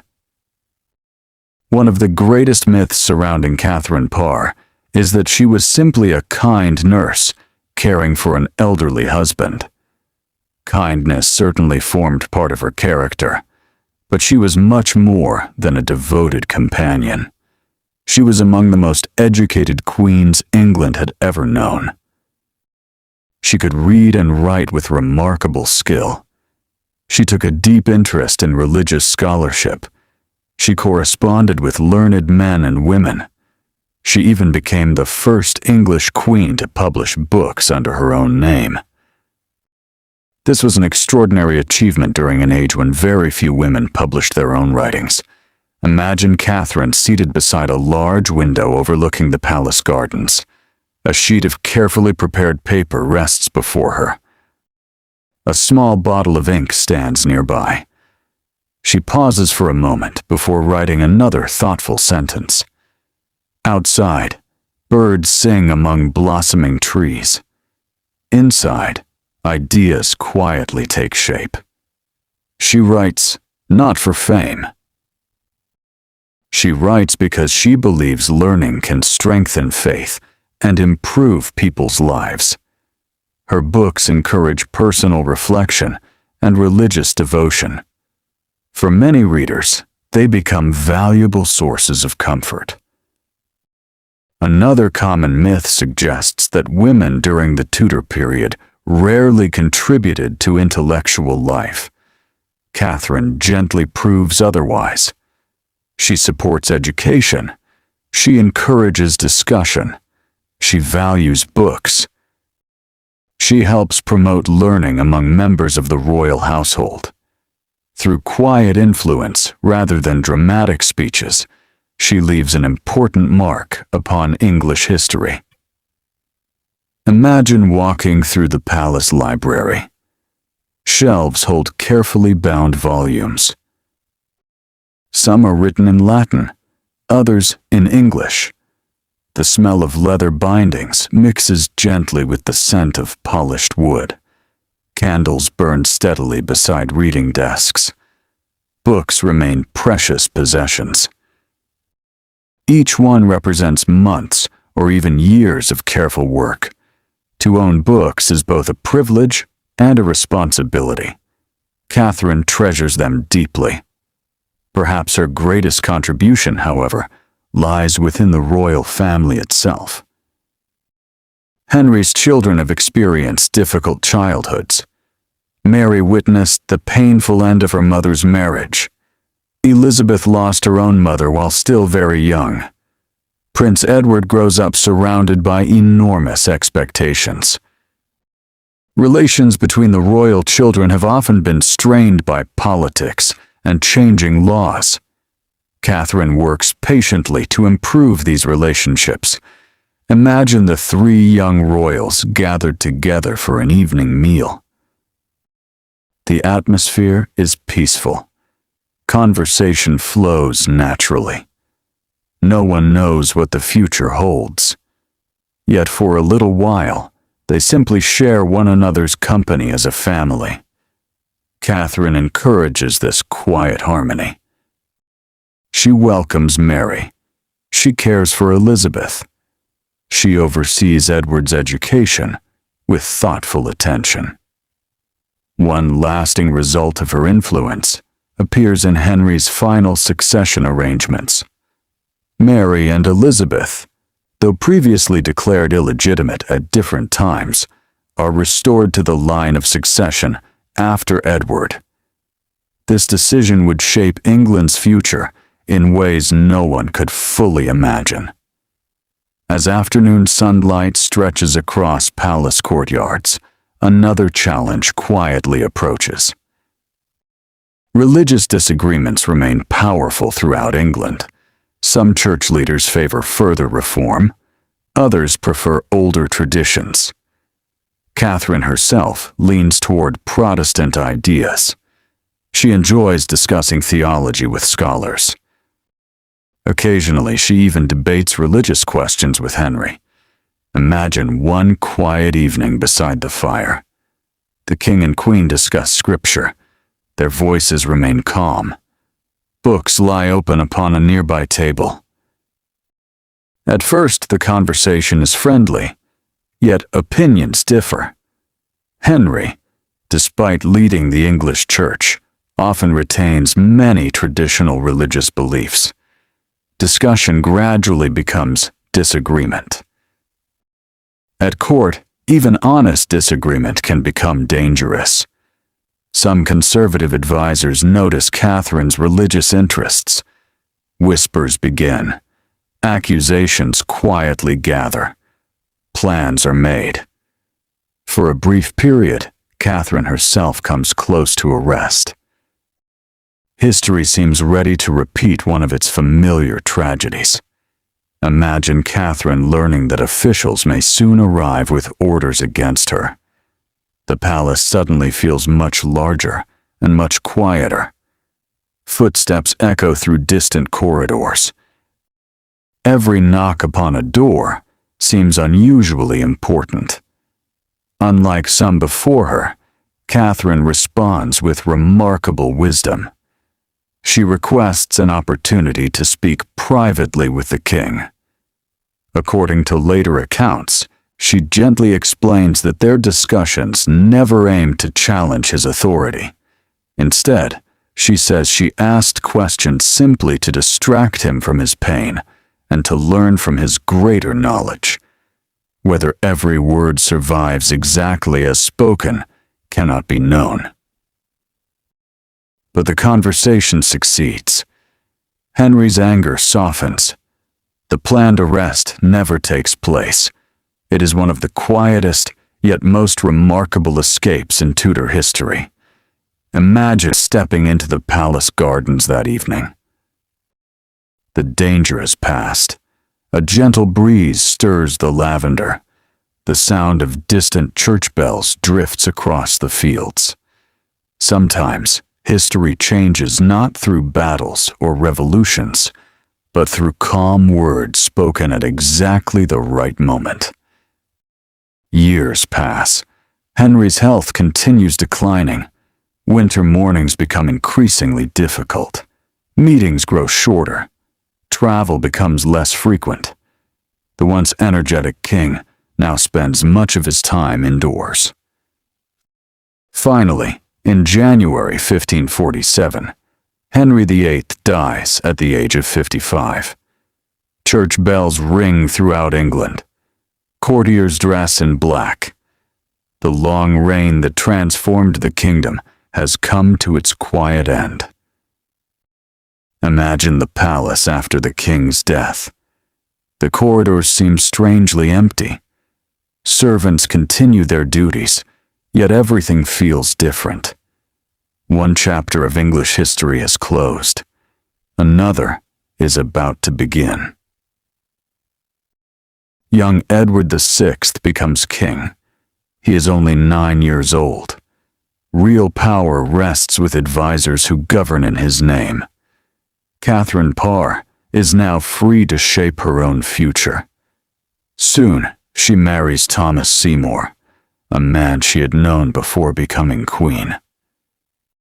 For a brief time, she appears ready to enjoy the peaceful family life that had so often been interrupted by politics. At last, she becomes pregnant. It is a joyful event. Yet history, once again, reminds us of the dangers faced by women in every century. In September 1548, Catherine gives birth to a daughter. Only a few days later, she dies from complications following childbirth. She is 36 years old. The same cause that claimed Jane Seymour now claims England's final Tudor queen of Henry VIII. Imagine a quiet country church where Catherine is laid to rest. The surrounding fields remain peaceful. Birdsong fills the morning air. The seasons continue changing as they always have. Her books remain. Her influence upon Mary, Elizabeth, and Edward remains. Her example of patience, intelligence, and quiet courage continues long after her own voice has fallen silent. As twilight gently settles across England once more, we leave behind the remarkable lives of Henry VIII's 6 queens. The familiar rhyme has helped generations remember their fates. Yet now, we have discovered that behind each simple word stood a real person with hopes, fears, strengths, and quiet moments that history too often overlooks. Ahead of us, another familiar Tudor legend waits beneath the evening sky. It concerns a young princess with bright red hair, a sharp mind, and a future no one around her could fully predict. Her name is Elizabeth. And the many myths surrounding the woman who would become Elizabeth I are only just beginning to unfold. The evening settles gently across England once more. A soft golden light lingers on the horizon before slowly giving way to shades of deep blue. The quiet waters of the Thames reflect the first stars of the night, while a cool breeze carries the familiar scent of fresh grass, damp earth, and wood smoke from countless village hearths. The kingdom seems peaceful. Farmers have returned from the fields. Merchants have closed their shops. Children have drifted to sleep beneath wool blankets, while parents quietly prepare for another morning that will arrive, as it always does, with patient certainty. You continue your gentle walk through Tudor England. Our footsteps now carry us beyond the long reign of Henry VIII. His remarkable life, filled with triumphs, mistakes, hopes, fears, and difficult choices, has finally reached its end. But history does not stop. It simply turns another page. The young King Edward VI now wears the crown. He is only 9 years old. The heavy responsibilities of ruling England rest upon shoulders far too young to carry them alone. Experienced advisors govern in his name. They believe they understand what is best for the kingdom. Some genuinely hope to strengthen England. Others quietly recognize opportunities to increase their own influence. Power has always attracted both sincere service and personal ambition. Imagine yourself walking through the royal gardens on a cool spring morning. Fresh blossoms cover the fruit trees. Bees move lazily among the flowers. The air feels clean after a gentle night rain. Young Edward enjoys his lessons nearby. Unlike many children, his education has been planned with extraordinary care. He studies Latin, Greek, French, history, mathematics, religious writings, music, statecraft. His tutors describe him as intelligent, hard-working, and eager to learn. One common myth suggests that every Tudor monarch spent childhood preparing naturally for kingship. Edward's education was indeed exceptional. Yet no education could fully prepare a child to govern an entire kingdom. Books can teach wisdom. Experience teaches judgment. The two are rarely the same. Imagine the young king seated beside a tall window overlooking the palace grounds. A carefully written manuscript rests open before him. His tutor patiently explains a difficult passage from an ancient author. Outside, birds sing without concern for politics or royal ceremonies.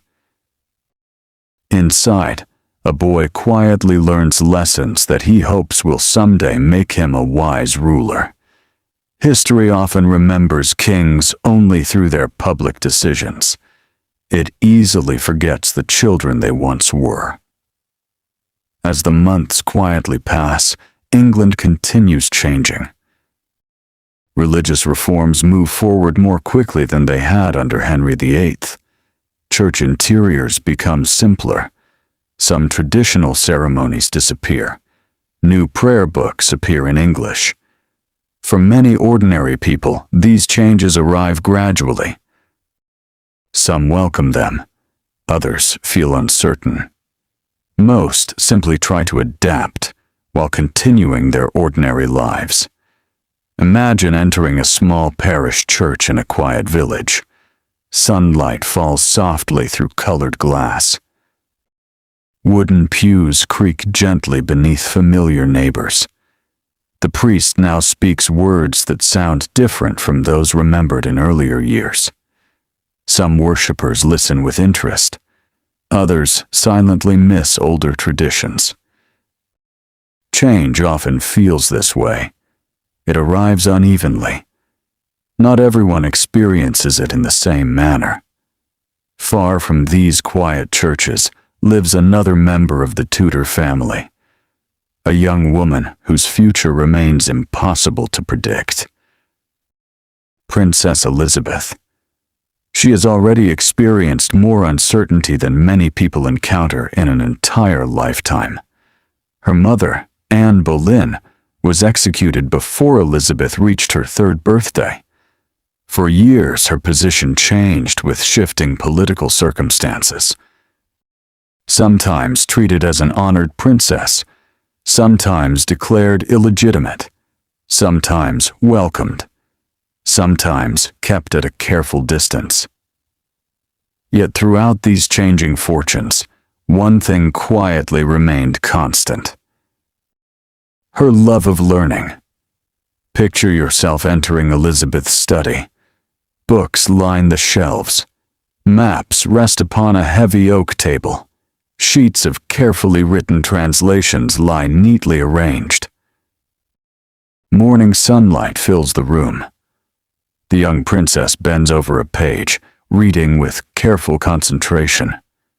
She studies languages with remarkable enthusiasm: Latin, Greek, French, Italian. Later, she would also gain knowledge of Spanish. Education becomes her refuge. When politics grows uncertain, books remain faithful companions. One of the greatest myths surrounding Elizabeth is that she became brilliant almost effortlessly. The truth is quieter. She worked extraordinarily hard. Hours of careful study shaped the mind that later impressed ambassadors from across Europe. Talent opened the door. Discipline carried her through it. Imagine Elizabeth taking a peaceful walk in the palace gardens after finishing her lessons. The scent of rosemary and lavender fills the warm afternoon air. A fountain trickles gently nearby. She pauses beside blooming roses, perhaps thinking not about crowns or kingdoms, but simply enjoying a brief moment of calm. History rarely records such peaceful moments, yet they almost certainly existed. Even future queens sometimes needed quiet afternoons. As the morning slowly arrives on another day, a darker shadow begins approaching the Tudor family. Young King Edward's health gradually weakens. At first, the signs seem small: fatigue, persistent illness. Concerned physicians offer every treatment they know. Despite their efforts, his condition worsens. Modern historians generally believe he suffered from tuberculosis. Though absolute certainty remains impossible, he is still only 15 years old. Imagine the royal court growing quieter with each passing week. Servants lower their voices. Counselors exchange worried glances. Letters travel urgently across England. Everyone understands that the future may soon change once again. Edward himself worries deeply about religion. He fears that if his Catholic half-sister Mary inherits the throne, many Protestant reforms may be reversed. This concern leads to one of the most misunderstood episodes in Tudor history. Many people believe Lady Jane Grey eagerly seized the English crown out of personal ambition. The surviving evidence tells a gentler story. Imagine Lady Jane Grey in her private chamber. She is surrounded by books rather than jewels. She enjoys classical learning more than courtly entertainment. Those who knew her often praised her intelligence and modesty. When powerful men inform her that she is to become queen, several accounts suggest she is shocked rather than delighted. Jane understands the enormous danger surrounding such a decision. She has little real choice. Refusing powerful political leaders is rarely simple. Accepting their plan may prove equally dangerous. History sometimes places impossible burdens upon very young people. Jane is about 16 years old. Edward dies in July 1553. The kingdom mourns another young ruler whose promise exceeded the years he was given. For 9 brief days, Lady Jane Grey is proclaimed queen. Yet support quickly gathers around Mary, the daughter of Catherine of Aragon. Many English people believe she possesses the stronger legal claim. Imagine the roads leading toward London. Horsemen ride day and night carrying urgent messages. Church bells ring in different towns. Crowds gather to hear official announcements. The future seems uncertain once again. Within days, everything changes. Mary enters London to widespread public support. Jane's brief reign quietly comes to an end. One enduring myth calls her the 9 Days Queen, as though those 9 days define her entire life. Yet before becoming queen, Jane had spent years as a thoughtful scholar. Afterward, she faced imprisonment with remarkable dignity. Her character cannot be measured by a single number. As evening slowly returns, you find yourself standing outside the Tower of London once again. Its familiar stone walls glow softly beneath the fading light. The river continues its endless journey beside them. How many hopes have entered those gates? How many fears? How many dreams left unfinished? The tower remains silent. It offers no judgment. Only memory. Inside, Jane spends her final months reading, praying, and preparing herself for whatever lies ahead. She is eventually executed in February 1554, after Wyatt's rebellion makes her continued existence appear too dangerous to the new government. Her death remains one of the quiet tragedies of Tudor history. She was never truly free to choose the role history handed to her. As darkness gently settles over England once more, Princess Mary now wears the English crown. Soon she will become Queen Mary I. Perhaps no Tudor ruler has been surrounded by more lasting myths than she has. Some remember only the name Bloody Mary. Others forget the kindness, intelligence, resilience, and personal hardships that shaped her long before she became queen. The quiet truth, as always, lies somewhere beyond simple labels. And as the stars slowly brighten above the peaceful English countryside, our gentle journey continues toward the life of Mary Tudor, where another chapter of history patiently waits beneath the calm light of a new dawn. The night deepens quietly over England. A pale moon rises above the ancient towers of London, casting long silver reflections across the gentle current of the River Thames. The city's familiar sounds have almost disappeared. Market stalls stand empty. Horses rest in their stables. The final embers glow softly inside hundreds of humble cottages where families have settled beneath warm blankets after another long day. A cool breeze drifts through narrow streets before wandering out into the open countryside. There, fields stretch peacefully beneath the stars. Owls call from distant woodlands. A fox moves carefully along a quiet hedgerow. The world seems wonderfully still. You continue your slow walk through Tudor England, allowing history to unfold at its own gentle pace. We have left behind the brief reign of young Edward VI and the quiet tragedy of Lady Jane Grey. Now another daughter of Henry VIII steps forward. Her name is Mary. Few Tudor rulers have received a reputation as simple and as misleading as hers. For centuries, many people have remembered only one nickname: Bloody Mary. It is a phrase that appears in books, conversations, and popular culture with remarkable persistence. Yet before we accept such a powerful label, let us first spend some quiet time getting to know the woman herself. Picture yourself on a peaceful summer morning, many years before Mary became queen. The palace gardens are filled with the gentle fragrance of roses. Birds sing from carefully tended orchards. A young princess walks slowly beside one of her tutors. She listens attentively as they discuss Latin grammar. Mary is intelligent. She enjoys music. She learns languages with enthusiasm.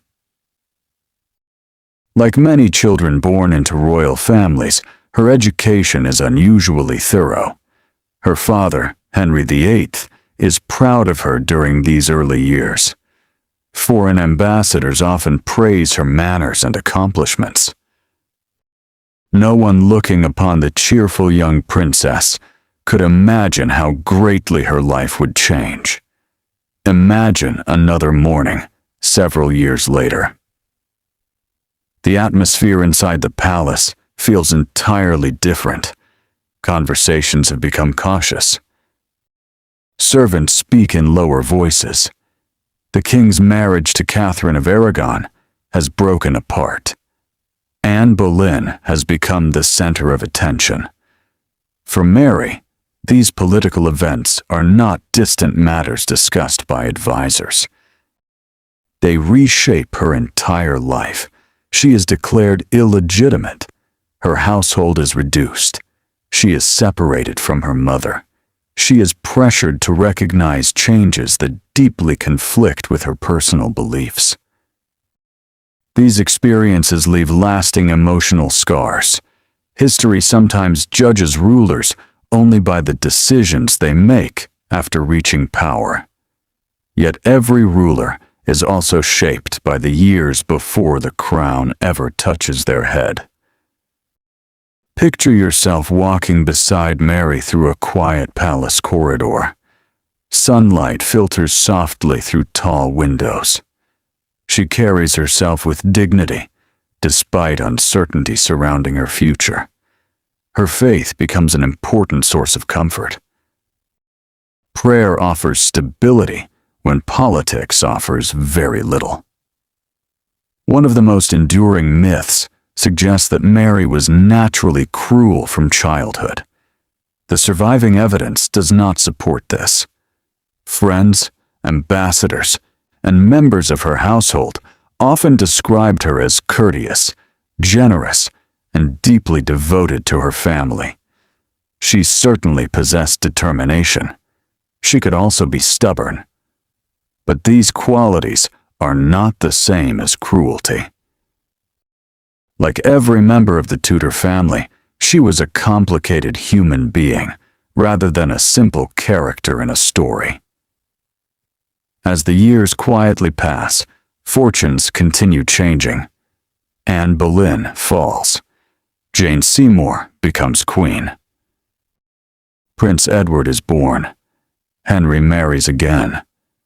And again. Mary patiently endures these uncertain years, never knowing what tomorrow may bring. Imagine standing outside a small country church on a cool autumn afternoon. Leaves drift gently from ancient trees. The familiar sound of church bells echoes across nearby fields. Villagers gather for worship, exchanging quiet greetings before entering together. Religion touches nearly every part of Tudor life. It shapes births, marriages, education, laws, even the calendar itself. To modern eyes, religious disagreements may seem difficult to understand. But for 16th century men and women, faith concerned eternal questions. Many believed salvation itself depended upon following the true path. This belief helps us understand Mary's actions after becoming queen. It does not require us to approve of them. But understanding history asks us to see the world through the eyes of those who lived within it. Imagine July of 1553. Church bells ring across England. News spreads rapidly. Edward VI has died. Mary has gathered supporters. Crowds line the roads as she travels toward London. Many cheer enthusiastically. Others simply watch in respectful silence. After years of uncertainty, Henry VIII's eldest daughter finally becomes queen. The city welcomes her with celebration. Picture yourself among the crowd. Colorful banners flutter above the streets. Church bells ring joyfully. People smile as the royal procession slowly passes. For many ordinary English men and women, Mary's accession represents lawful succession after weeks of political confusion. Hope fills the air. The beginning of every reign carries hope. No one yet knows what challenges lie ahead. Another popular myth claims that England immediately feared Mary's rule. The reality is more balanced. Many people initially welcomed her. She possessed a clear hereditary claim. She promised stability. She inspired sympathy because of the hardships she had endured. Support gradually changed only as difficult political and religious decisions unfolded. Imagine Mary, seated quietly in her private chapel. Candles flickered gently before the altar. Soft prayers fill the still air. Her Catholic faith remains deeply personal. It has sustained her through years of hardship. Now, as queen, she believes England should return to the religion she considers true. This conviction guides many of her decisions. One of the darkest chapters of her reign soon begins. Protestants who refuse to abandon their beliefs are tried under laws concerning heresy. Many are sentenced to death by burning. Nearly 300 people are executed during Mary's reign. Their suffering leaves a lasting mark upon English memory. Later, Protestant writers, especially after Elizabeth became queen, emphasized these persecutions strongly. Their works shaped Mary's reputation for centuries. The executions were undeniably tragic. The loss of so many lives deserves quiet remembrance. Yet another historical perspective is also important. Religious persecution was sadly common across much of 16th century Europe. Catholic and Protestant governments alike often punished those they believed threatened religious unity. Mary's actions were severe. They were not unique within the broader context of her age. History asks us to hold both truths together. Imagine a gray morning outside the city. A small crowd gathers silently. Some pray, some weep, others watch in troubled silence. The smoke rises slowly into the cool sky. Moments like these become impossible to forget. They shape the memory of an entire reign. Even centuries later, they continue to influence how Mary is remembered. Another chapter of her life brings both hope and disappointment. Mary marries Philip of Spain, the future King Philip II. Many English people fear that foreign influence may grow too powerful. Others hope the marriage will strengthen England's international position. The wedding takes place with great ceremony. Imagine Westminster Abbey filled with music. Rich fabrics decorate the walls. Candles illuminate carved stone pillars. The Queen, now in her late 30s, hopes not only for political stability, but also for something deeply personal. A child, an heir. She longs to continue the Tudor line through her own family. Months later, signs appear suggesting she's expecting a baby.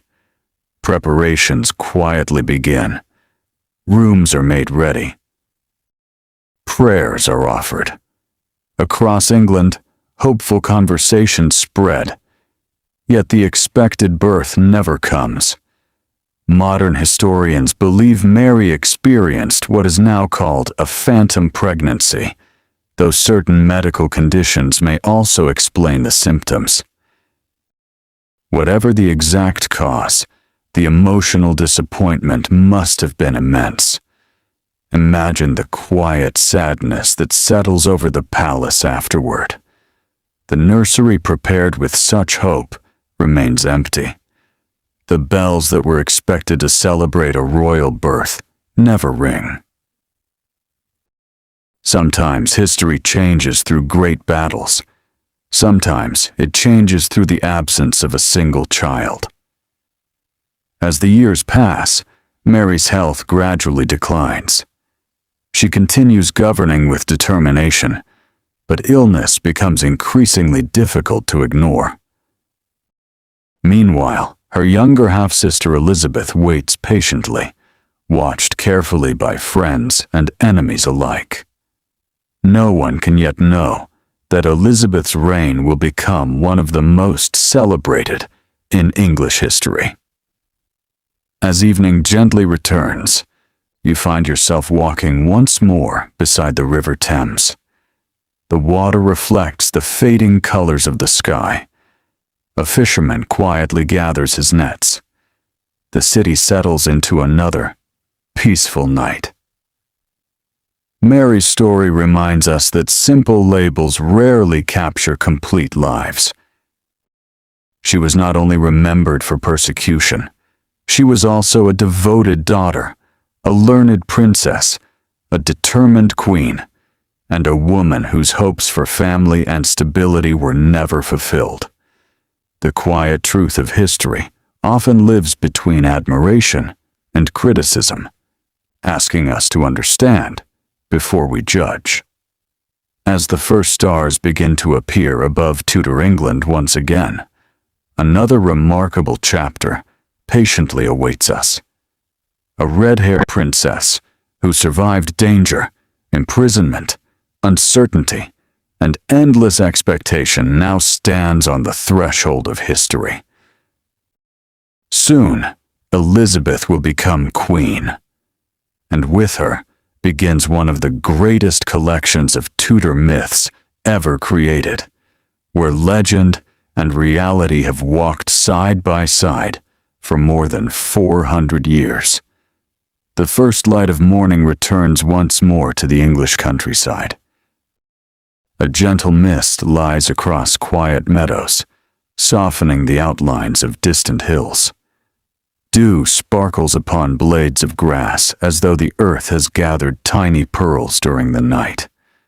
Birds greet the new day with songs that have echoed across these fields for centuries, while the slow current of the River Thames reflects a sky painted in pale shades of gold and blue. You find yourself standing on a familiar country path. It is the same road we first followed together, the same peaceful England, the same quiet landscape. Only now, after our long journey through the Tudor age, every field, every village church, every ancient oak tree seems to carry a deeper meaning. We have walked beside kings and queens. We have entered great palaces and humble cottages. We have listened not only to famous voices, but also to the quiet rhythm of ordinary life. And with each gentle step, one truth has slowly become clearer. History is rarely as simple as memory. Our final companion on this journey is Elizabeth. By the time she becomes queen in 1558, England has experienced decades of uncertainty, religious change, political conflict, family tragedy, short reigns, unexpected deaths. Many people long for stability more than anything else. Imagine London on the day Elizabeth enters the city before her coronation. The streets overflow with people. Colorful banners hang from windows. Church bells ring across the city. Children climb onto barrels and wooden fences for a better view. Merchants leave their shops for a few precious moments. The young queen smiles as she passes through the cheering crowds. She understands something very important. A ruler is always being watched. Every gesture speaks. Every expression becomes part of history. One of the greatest Tudor myths tells us that Elizabeth ruled entirely alone, through nothing but extraordinary personal genius.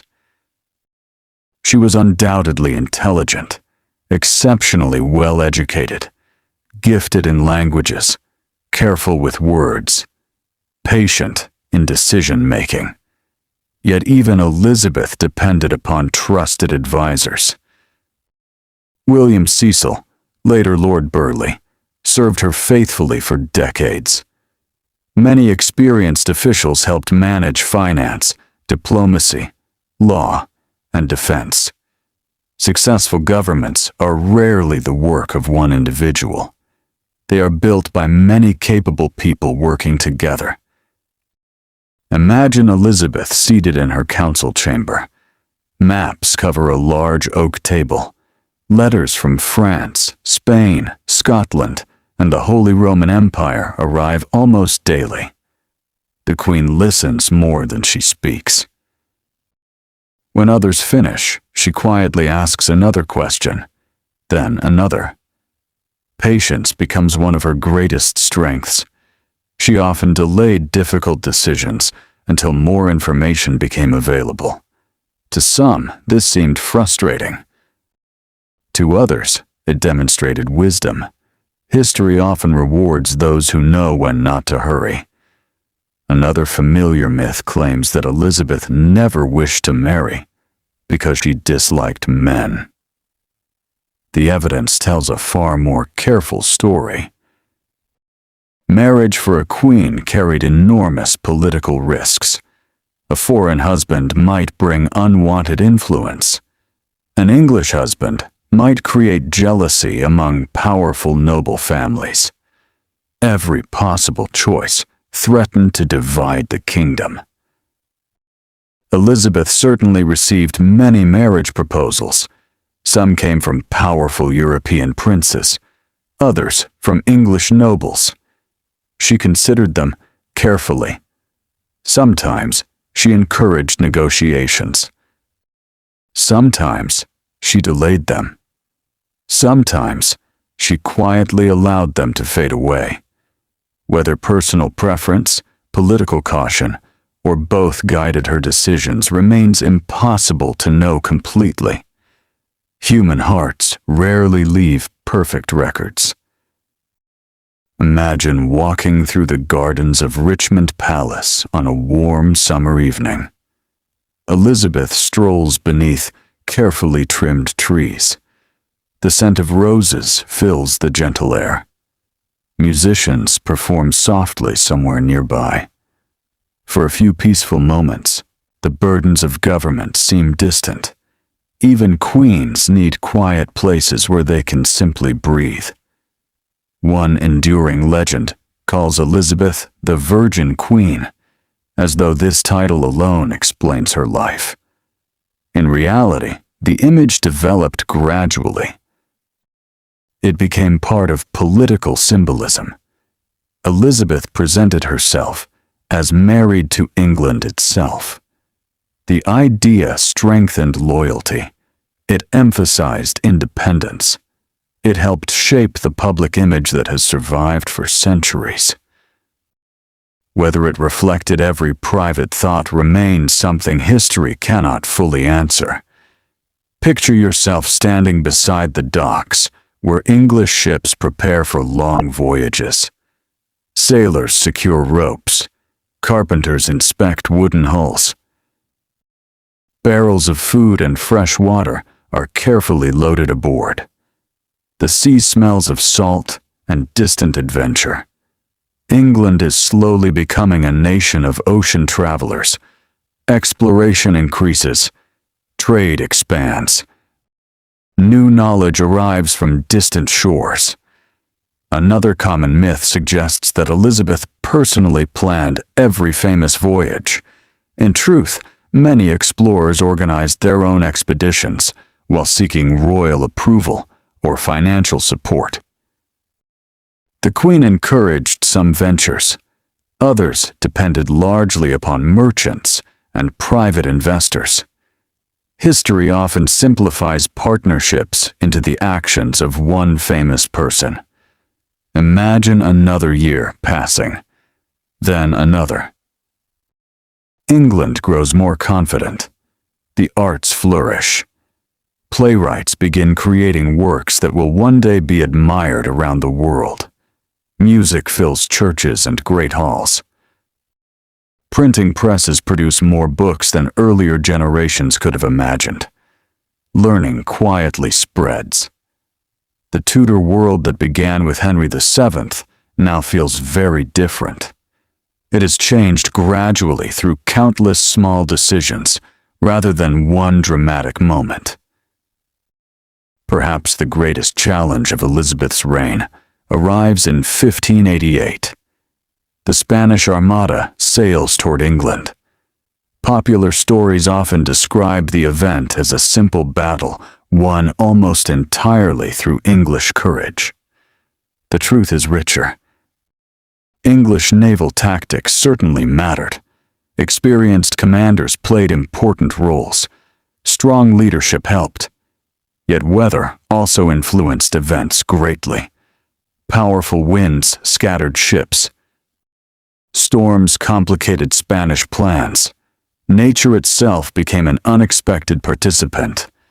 History often reminds us that even the greatest human plans remain subject to the forces of the natural world.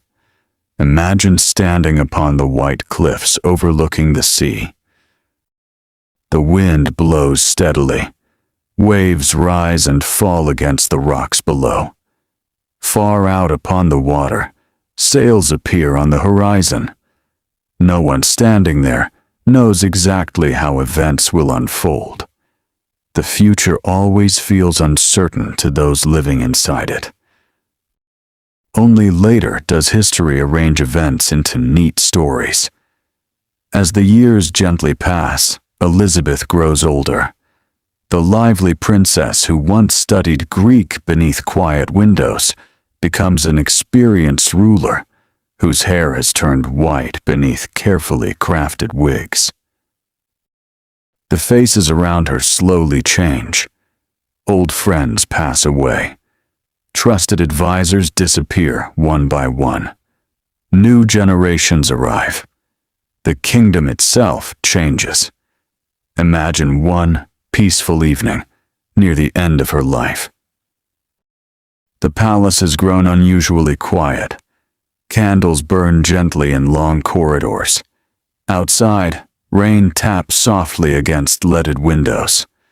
The Queen sits alone for a while. Perhaps she reflects upon years filled with triumph and disappointment, success and loss, hope and uncertainty. No human life escapes such mixtures, not even the life of a queen. Elizabeth dies in March 1603. With her passes the Tudor dynasty. James VI of Scotland becomes James I of England, peacefully joining the crowns of two kingdoms under one monarch. A new chapter begins. The Tudor age quietly slips into history. Imagine walking once more through the English countryside. Nothing announces the end of a dynasty. The rivers continue flowing. Farmers continue planting crops. Children continue laughing beside village streams. Church bells continue marking the passing hours. Nature pays little attention to the names written inside royal family trees. And perhaps that is the gentlest lesson history offers us. The people we have met were never trying to become legends. Henry VIII did not know he would become one of history's most famous kings. Anne Boleyn did not know that endless debates would surround her name. Jane Seymour could not know how brief her happiness would be. Anne of Cleves could never have imagined that future generations would misunderstand her so completely. Catherine Howard could not see that her youth would often be forgotten. Catherine Parr could not know that her books would outlive her voice.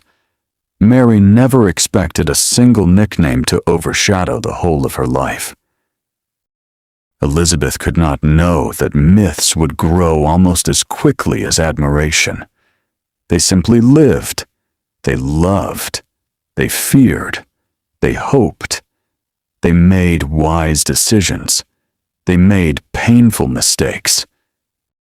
They experienced joy and grief just as people do today. The Tudor period has given us magnificent castles, beautiful portraits, remarkable literature, and unforgettable stories. But perhaps its greatest gift is something quieter. It reminds us to look beyond easy answers, beyond simple labels, beyond dramatic legends. The past deserves patience.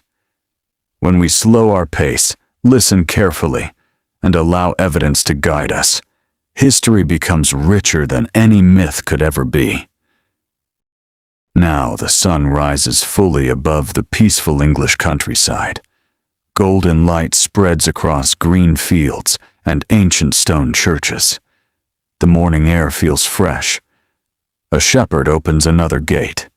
A baker prepares another loaf of bread. A blacksmith lights another fire. Life begins again, just as it has for countless generations. Our long walk through Tudor England gently comes to its end. The roads grow quiet once more. The palaces fade into the morning mist. The voices of kings and queens become distant echoes, carried softly upon the wind. Only the landscape remains, peaceful, patient, unhurried. And as you slowly continue your own journey beyond these ancient paths, may you remember that the truest stories are often the quietest ones, waiting patiently beneath the surface until someone is willing to listen.